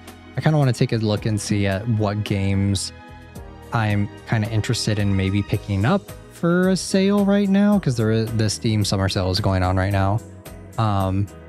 So I'm kind of interested to see if there's anything that kind of catches my eye, if there's anything that we kind of want to play on stream. Looks like Phasmophobia is on sale. Silent Hill F is on sale, but we already played that. And just taking a look and seeing what we have here. Kingdom Hearts is on sale, so if you guys want that one, go pick it up now before Sony or before Square Enix re-releases it. I didn't talk to you guys that much about. I didn't talk to you guys earlier this stream about the Final Fantasy Ever Crisis, because yeah, I did see that happened and it's end of servicing, which is a real shame because I thought that the idea of the game was really cool. It's just that I knew that the game was going to be canceled midway, like over time. Like I just kind of had a feeling that was going to be the case. So, then like Square Enix in true fashion, just it's always such a scam to want to play their gacha games because they'll always end of service them after maybe a couple years or so. And the fact that Final Fantasy Ever Crisis, Final Fantasy VII is one of their most popular franchises, and they're willing to EOS that game. Despite what's the point? Sony will just pull them out and we'd be out of money. Yeah, I don't think they're gonna pull it off of Steam though, Train, because this is on Steam. It's on sale. Yeah, for Ever Crisis though, like for Final Fantasy VII Ever Crisis, I just thought it was like it's such a shame because it's just like if you spend a shit ton of money on the game, you're just not gonna get anything for it. And I know that there were people that spend like probably hundreds of dollars in the game, and it was a cool concept, right? Because their original concept with the game is to remake Final Fantasy VII more truthfully to the original game, and less about how like they wanted to remake it more like with turn-based style, with kind of like just focusing on the story and stuff, and remaking it in a way that reuses Final Fantasy VII remakes assets more. But also in a way to where they can try and like add monetization of like skins and weapons and all that sort of thing. And so typical gacha shtick. But I just think that like the way they did it and the way they went about it was just so wild and just so weird. And they are going to be finishing it within, because it ends of services in October, if I remember correctly. Which means would have put it past them. I remember Skullgirls. Yeah, I think it'd be pretty unlikely for them to pull it off Steam because they made a big deal of releasing Kingdom Hearts on Steam. But I hate when games do this. Yeah, I mean Square Enix is known for doing this, so it's not anything super like unknown. Like Square has always been known for doing this, abusing their loyal fandom. Square Enix has a very loyal fan base, but I do think that like their fan base has waned over the past 10 years or so. So I don't think that they can keep getting away with it the way they have been. Yeah, it's just like it was such a neat concept of taking the Final Fantasy VII compilation and telling it in a game format, because they also did, I think, Advent Children, First Class, or no, not that one, Crisis Core, and another game that they're also going to be doing as well. But yeah, it's just like the way they went about it and the way they decided to do it is just, it's a shame. I'm assuming though that since Final Fantasy VII is a bigger property for them, I would assume that after this end of services, they're probably going to port the entire game over, probably retool it, and make it like a full release, I would say, because the work, like most of the work is already done for the campaign side of things. So they may have to like add some stuff to the combat and just overall like exploration and stuff, because there wasn't too much there. It was pretty bare bones. If they wanted to kind of bring it more in line with Final Fantasy VII, the actual game. But like for the most part, like I would say a majority of the work is done, and I think that it would sell very well because people wanted an actual remake of Final Fantasy VII and not the trilogy that we've been getting, because the trilogy is technically a remake, but not really a remake, because it's like an alternate timeline with a lot of other shenanigans going on. It does kind of tell the original story, but not really. So there's like a lot of weird stuff going on there, but I do think that at the very least, like if they were to retool this gacha game and kind of release it as like a full price game, I think that I would be more interested in picking it up, because I was interested in the idea of it. I just, knowing that it was a gacha game and knowing that it was going to be released in like sections and parts over like 2 or 3 years, I just wasn't super interested in that. They are going to be finishing the last, I think there's like 3 chapters left of Final Fantasy VII that they need to do before it's actually completed. And yeah, I think if they just like take out the chapters and just have it be one cohesive experience and take out the gacha system, then I think people will be interested in buying it. I think people will pay for that, but it would be nice though if Square were to just have actually remade Final Fantasy VII Remake, or like did an actual full remake of Final Fantasy VII for people to experience and update the graphics and make it look prettier and everything, update the art style and all that stuff, without making it a gacha game, because essentially this is like a beta test for an actual remake of FF7 that you could spend money on and you could spend hundreds of dollars on, and that's like that's pretty fucked up if you did spend money in the game and you did like pay for skins and stuff. If you did all of that, if you were interested in all of that and you did it and you paid money for it, then I think you're actively getting screwed over. And I think you spend all that money for nothing essentially, because the game is going to EOS and you're not going to get any of it back. So or make it an offline gacha, yeah, like just something. I don't know what they could have done, but there are a lot of options. There's like no shortage of things that they could have done to for the game. It's just, yeah, it's a shame really. But like I said, I have a long track, like a long history with Square Enix of, as a fan of just, I really love a lot of Final Fantasy games. I think that a lot of their newer games are a lot more soulless. They don't really have the same cultural appeal that they used to have anymore. And I feel like the only big moneymaker they have currently to this day is just Final Fantasy 14. I think that's like the main source of their revenue at this point. I feel like that's where they're making a large majority of their cash, I would assume. And yeah, it's just, it's very strange. It's very weird. But I mean, it is what it is. Square, I don't think is going to change their, I don't think they're going to change their monetization practices or how they do things or how they run things. I'm sure that they're just happy that they're able to make any money off of it to some extent. Like, I think that's what their main goal was. And I mean, power to them. I guess they did make their goals, but at the expense of defranchising or disenfranchising even more Final Fantasy fans that were fans of the game that do enjoy it. So yeah, it's very interesting. So, but yeah. All right, I'll be right back, guys. Feel free to talk about whatever in the chat. I'll be right back in a minute and we will continue yapping for the rest of the stream, but just give me a sec.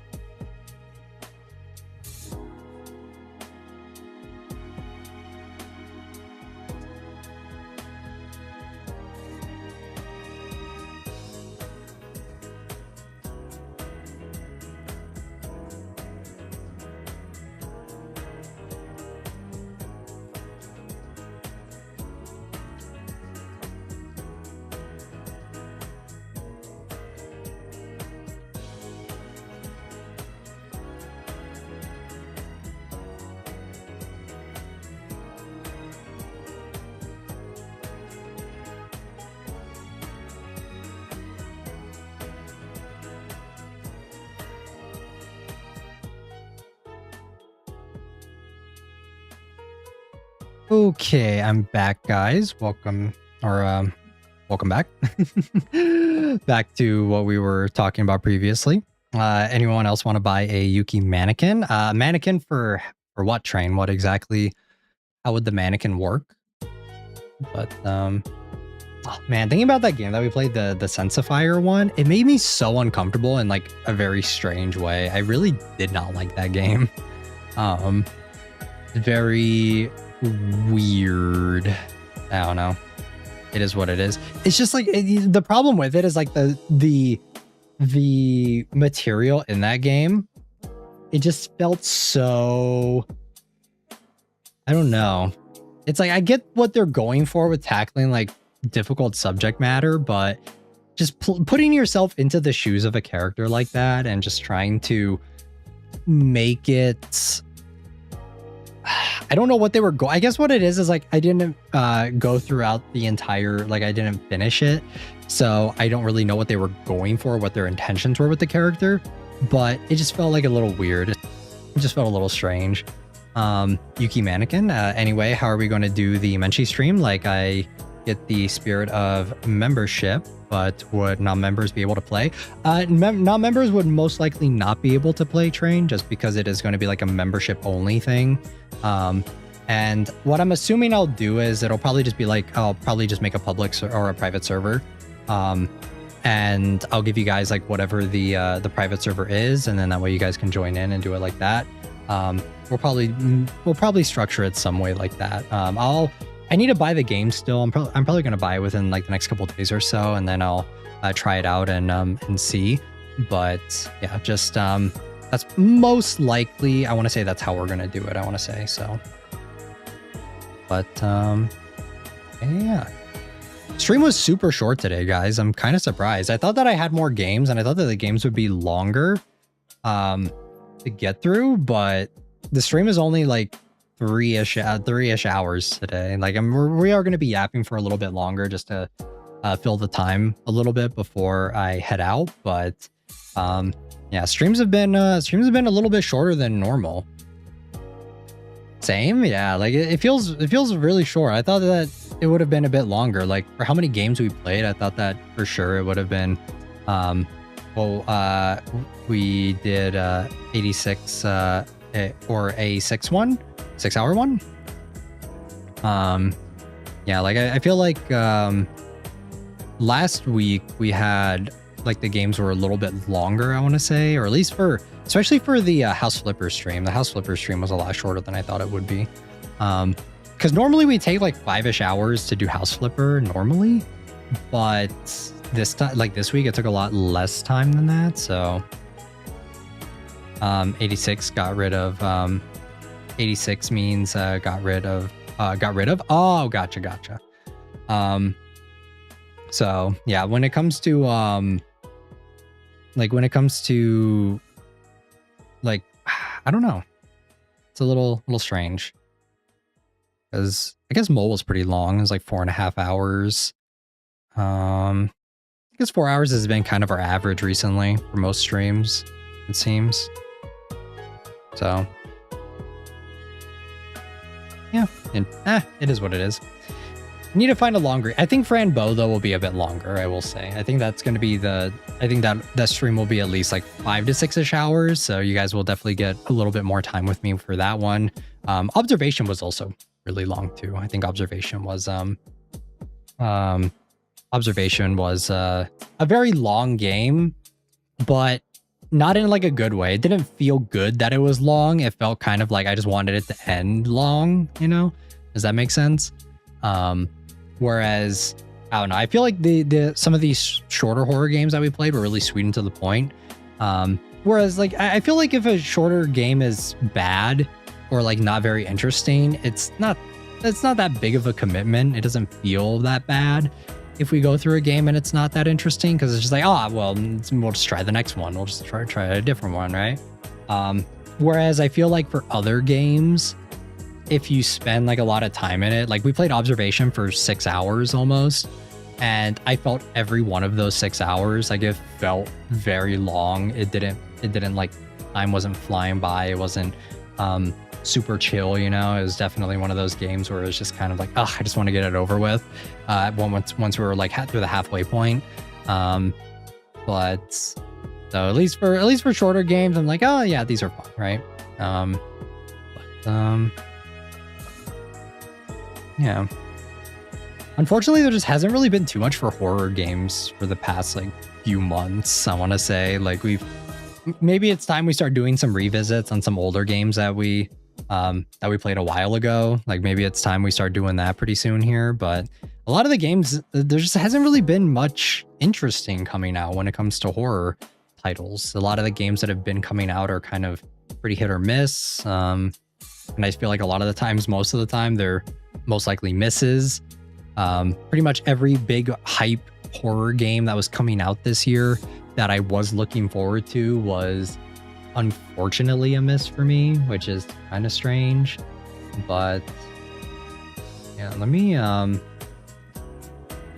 also, since PS Remote Play just hasn't been working, I have not been able to actually play like gacha games on stream with you guys. That was like one of the things that I used to do a lot, is like play gacha games when we're just kind of sitting here and yapping and not really talking about anything.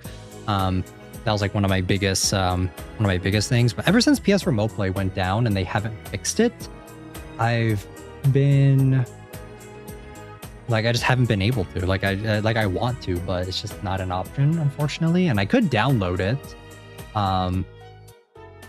100% I could download each game, but then that would just take up a shit ton of space on my computer, so I'm not like really too interested in doing that, because a lot of the gacha games at this point are like at least over 100 gigabytes, and that's going to eat up like a big chunk of my storage on my computer. So just not really too interested in that either. I haven't been playing many of my gacha games either recently, and I feel like I've been stepping away from them, and I feel like I've been having more fun not. They need to stop that. Yeah, they do. Or at least offer like a cloud service for like cloud play. I know cloud play isn't the best, but I mean, for gacha games, I feel like it's more than enough for most of them. But I haven't been playing any of them recently just because I just don't feel like it anymore. A lot of the gacha games that I was playing, I've just kind of fell out of passion with them. And since I've gotten a taste of not playing them, I've been doing a lot of other stuff. Like I've been watching a lot more shows recently. I've been kind of going back and revisiting shows, and I didn't realize how much of my spare time was just taken up by gacha games and just the nonstop grind of being in the content loop, you know? And ever since I've taken a step back from them, I've been able to enjoy a lot more, like enjoy other stuff. And just like, I've been watching more shows recently. I've been going back and revisiting older shows that I really used to love. And just like kind of recommending them and talking to you guys on stream about them. Grinding always takes time, even other games. Yeah. And that was like my biggest problem with, that was always my biggest issue, I want to say, with playing games like WoWa, ZZ, and Genshin. I'm probably still going to play Genshin when the new patch drops, when 7.0 drops. But I don't think I'm going to be playing throughout this patch for Santrone, because there's just not a whole lot going on in it, so I'm just not super interested. And yeah, I've also been just trying out new shows, and because like if I was in the content grind, I probably would have watched all of Witch Hat Atelier. I probably would have written the series off and just been like, it's shit, it's whatever. Same thing with Freerun too. I probably would have just completely wrote those series off, and even though a lot of my Freerun takes I think are still valid even before I completely sat down and watched this series from beginning to end, I feel like just in general, just watching an entire show and like kind of yapping with you guys and talking about it, it gives me more to talk with you guys about, instead of just, because I feel like what would happen for a lot of the streams would be just me complaining about X, Y, or Z gacha game that I'm playing when it comes to like when it comes specifically to Wuthering Waves, because that was one that I was like forcing myself to play for a long time. But like after I dropped it, like after I just stopped logging in every day, it was so easy for me to just fill that time with just other stuff. Because it's just it's really grating over time, and it's just because you spend so much time, especially when you play as many as I used to. I feel like I just I wasn't passionate about playing. Like I fell out of love with the games and I just wasn't passionate about them anymore. And then on top of that, it's just the content grind. I hate it in gacha games because yes, it doesn't take that long to grind an event in a lot of these gacha games. Like it maybe takes like an hour to 2 hours, but it's just like if you have only 4 or 5 hours a day, right? Or 5 or 6 hours a day of free time, and you spend like 1 to 2 hours grinding on whatever event, and then if you play other games too, you have to add on top of that, right? It gets to be grading over time, and it just gets to be uninteresting, and I feel like you lose a lot of passion there. So yeah, I just things I've been thinking about recently, just kind of things that have been on my brain. So I feel like having more, like going back and watching shows that I haven't seen yet. Cause I'm going to watch Habane Renmei pretty soon here. And also too, another thing is as well is like recommendations that you guys give me, I can actually try and check them out more because I just have more free time. Yeah, like I'm going to watch Habane Renmei pretty soon here. And when I say pretty soon, it means like I can actually sit down and watch it instead of like putting it on a list that I'll never get around to because I just don't have the time because I spent all my time playing whatever gacha game. Yeah, like, and the biggest reason why is just the FOMO from the polls. But once I've just kind of detached myself from the polls and wanting to get them, I realized that I just like don't give a shit anymore, you know? So yeah, it's interesting for sure. I just don't really feel like when it comes to gacha games, I'll keep up with like big updates, with like major updates, and just see what's going on with them, I think. But I think like the days of me just sitting down and like grinding events and characters and just trying to get everything, or not everything in the game, but like a majority of the stuff in the game, I think that's kind of like this. I don't know. I feel like that's a book that I kind of want to close in my life. And maybe I'll pick up like one, like I think I probably won't play like one or more gacha game at a time. So like, let's say that Shinejnaya comes out for 7.0 in Genshin and I go back to that. That'll probably be the only gacha game I play for a while. And then maybe like I'll come back and like if I get tired of it over time, then maybe I'll stop playing it for a while. I'll go play a different, maybe go back to ZZZ or go back to a different gacha game. ZZZ, especially with season 3 and like where it started off, it didn't start off on a good foot with me for season 3. So even though I was excited for ZZ like a month or two ago, I was a lot more excited for it. It didn't hit. And I feel like if it's going to be a season 2 situation where season 2, I thought that the beginning was like kind of rocky too, but I just kind of went with it throughout the entire season and then it started getting better near the end. I'm assuming that it's going to be the same case for season 3 where it's starting off kind of rocky. It's probably going to stay this way for a while. And after like maybe 4 or 5 patches, then it'll start getting interesting again. I already got overwhelmed with WUA with how are you grinding multiple games ongoing. That's what I said. Like I just didn't have time to do anything else really. Like a lot of my off time would either be working on stuff for stream. It would either be working on stuff for stream or streaming and playing gacha games. And that's literally what it would turn into. And I just didn't have time to like consume or watch anything else really. That's just kind of what it all became. And it just kind of, I don't want to say like consume my life or anything like that. And it's just like, of course I still enjoyed doing it to some extent. But it definitely is like a FOMO. Like it was definitely the FOMO of like not getting the polls, of not being able to get like a new character that's coming out or whatever. But I feel like over time, getting a new character in a gacha game just kind of became moot, you know? Like I just stopped caring about getting new characters in gacha games because I would get them and then like I don't use them. I get them, I build them, and then like then what, right? I don't enjoy any other aspects of the game really. So yeah, with WUA especially too, like I feel like with WUA, just that game has like so many issues when it comes to just the foundations of it, and I'm just tired of hearing all the fucking glaze of the series. And another thing too is like I've been noticing that my For You page on Twitter has definitely moved away from WoWa since I've just stopped playing it and I've just stopped engaging with it, and like I just don't care anymore.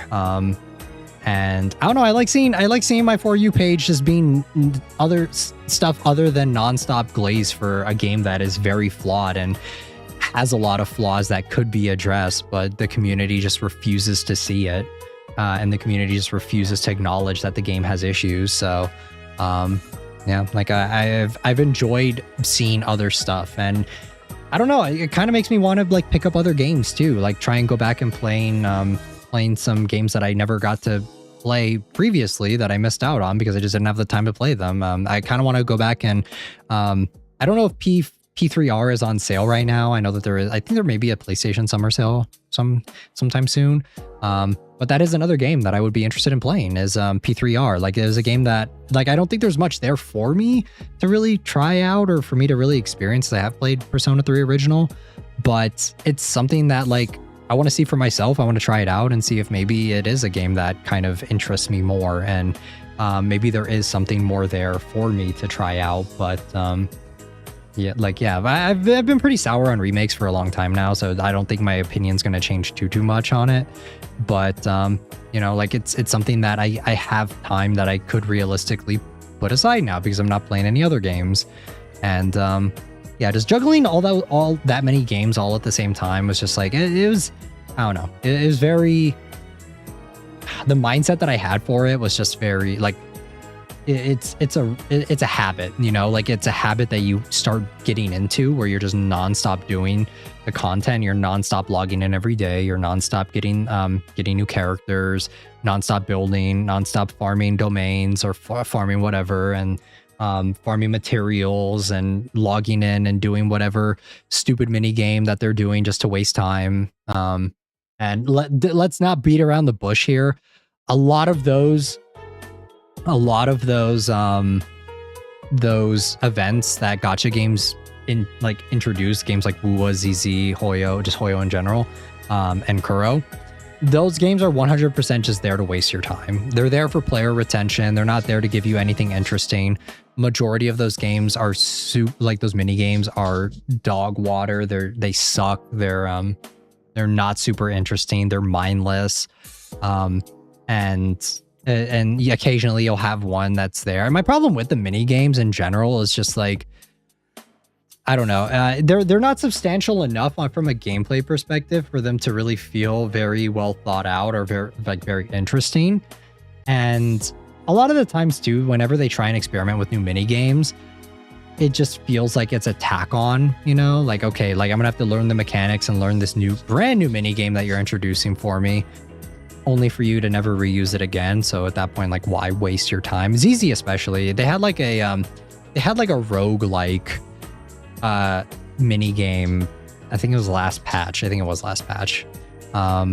was like a Bong Boo mini game where it's kind of like Arc Raiders or whatever, and it's just like, it took so long to do for such minimal rewards that it's just, you're just trying to, like, it feels like you're intentionally wasting my time. I think if they were to just, and if they have like other ones that are simpler, that are easier to do, and those ones are fine, but at that point, I don't know. I feel like for my time, I'd rather just send, like, just have a login bonus, you know, just make the event a login where you log in, you get the free gems or the free pulls, and you log out, right?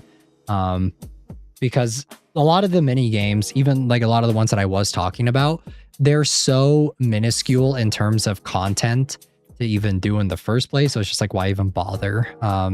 At that point, you literally might as well just make it a free login bonus for me, and I will gladly take that, you know? So, but yeah, like, just in general, like, I've really been enjoying rewatching a lot of shows recently and just checking out newer shows, and just taking time, like, setting time aside to go back and rewatch something. I recently did Cowboy Bebop. That was another one that I really enjoyed rewatching. I didn't rewatch all of it, obviously, just because the show is pretty long, but I did just kind of go through and just kind of highlight my favorite episodes and rewatch them again, and just relive the series a little bit. I've seen Cowboy Bebop so many times already though, so I don't really feel the need to like go back and rewatch that series from beginning to end. I also started rewatching Paranoia Agent as well. Paranoia Agent, I forgot how disturbing this series is with a lot of its themes and stuff.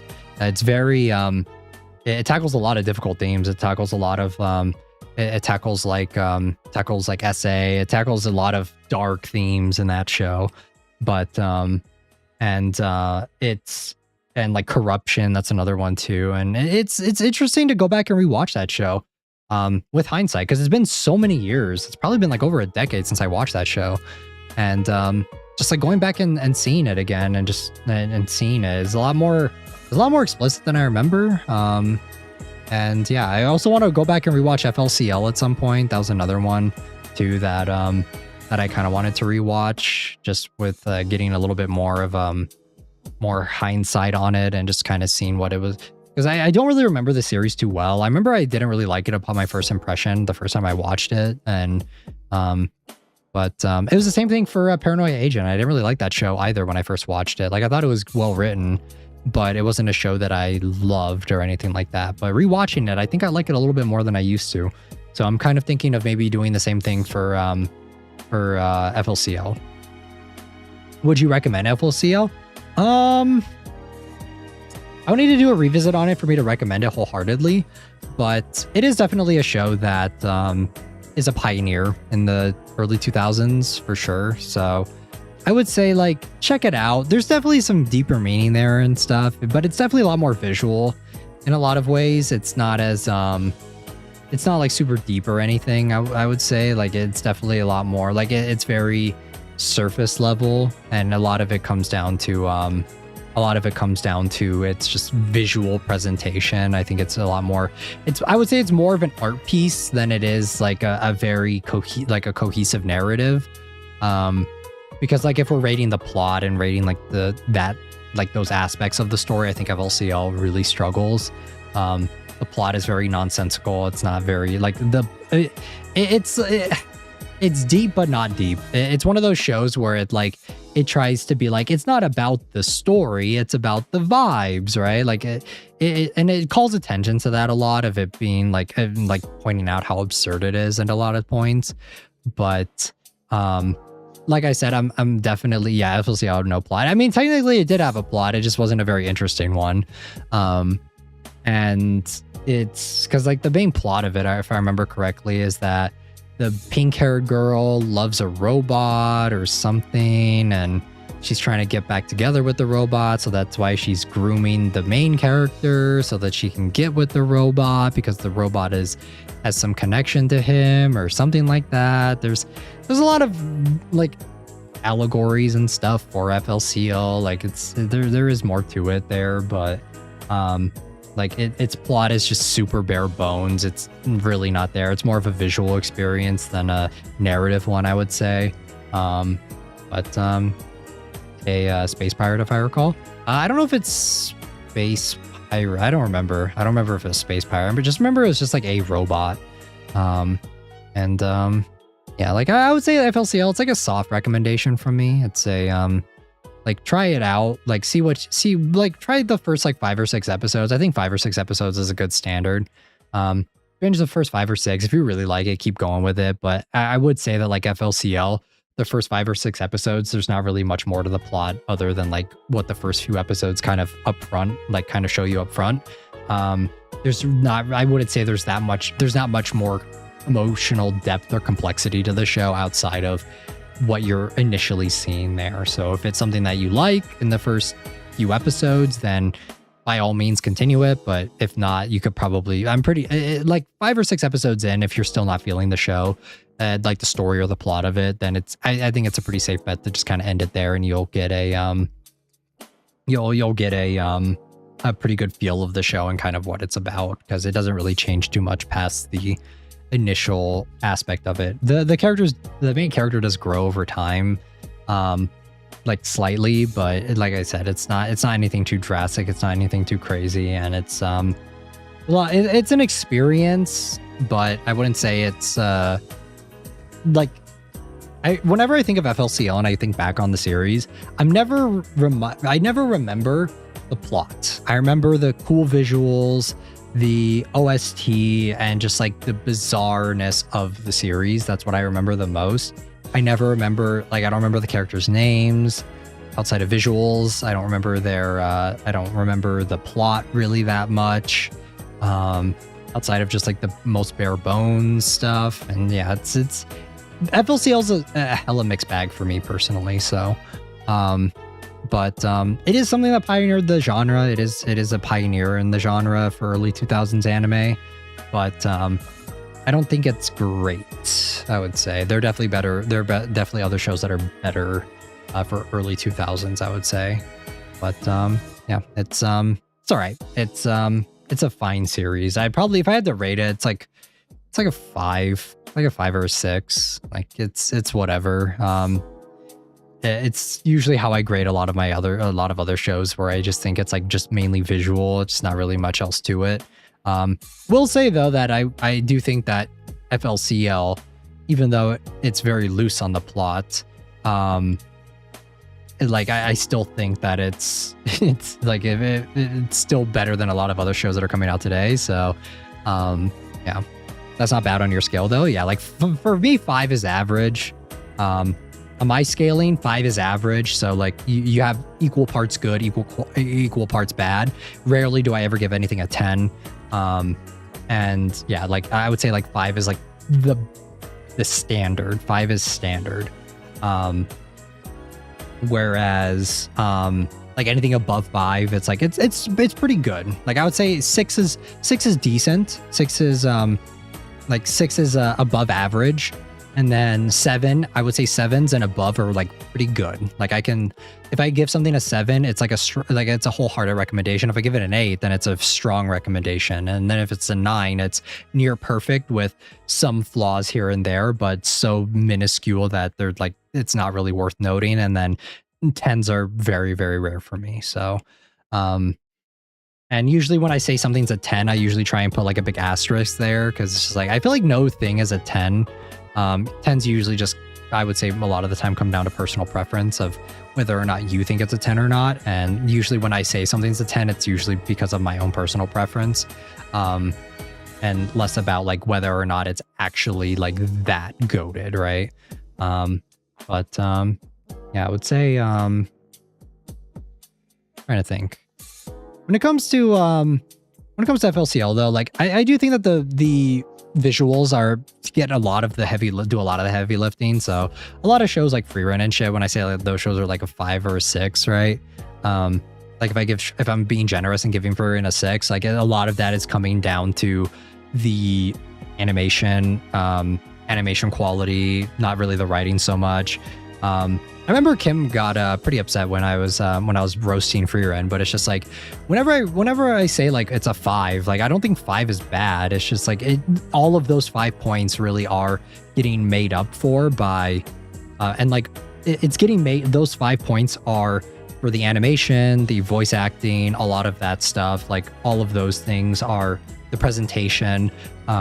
Those are where like a 5, like a series that's purely visual will get a 5 for me. And then if I'm being generous and giving Free Run a 6, is like there were some character moments that were pretty good, but overall 5 is generous. I'd say 1. I don't think Free Run's a 1, but it definitely doesn't deserve the #1 spot on my anime list by a long shot. There's so many problems with that show, but yeah, for when it comes to Free Run though, like if I'm giving it like a 5 or a 6, it's just because I'm being objective with it, of just like, yes, there are, if I give it a 6, there are some character beats, there are some character moments that I think work really well.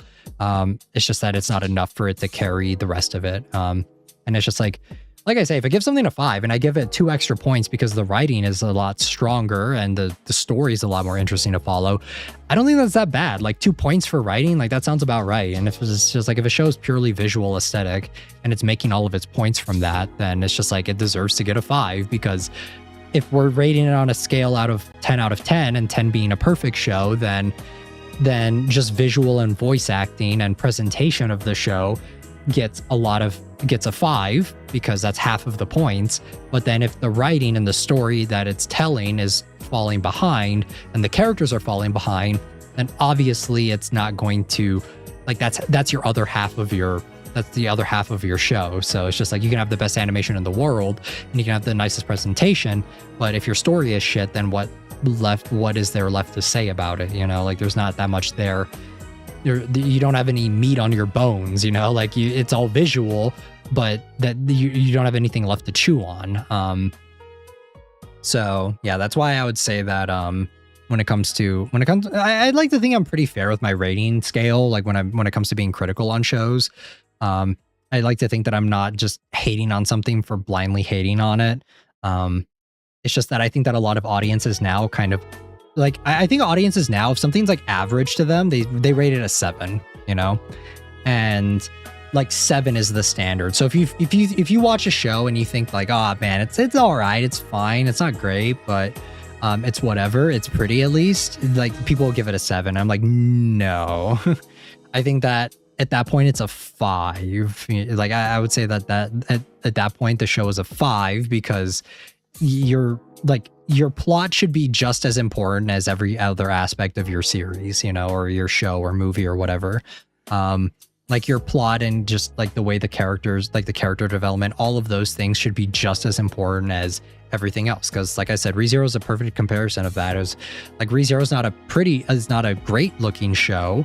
It's not a super pretty show. It looks fine. Like, I would say that ReZero is the most fine looking show, but like the story really carries. And I would say that even at times the story and the characters excel even just being fine. Like, I would say they're even great.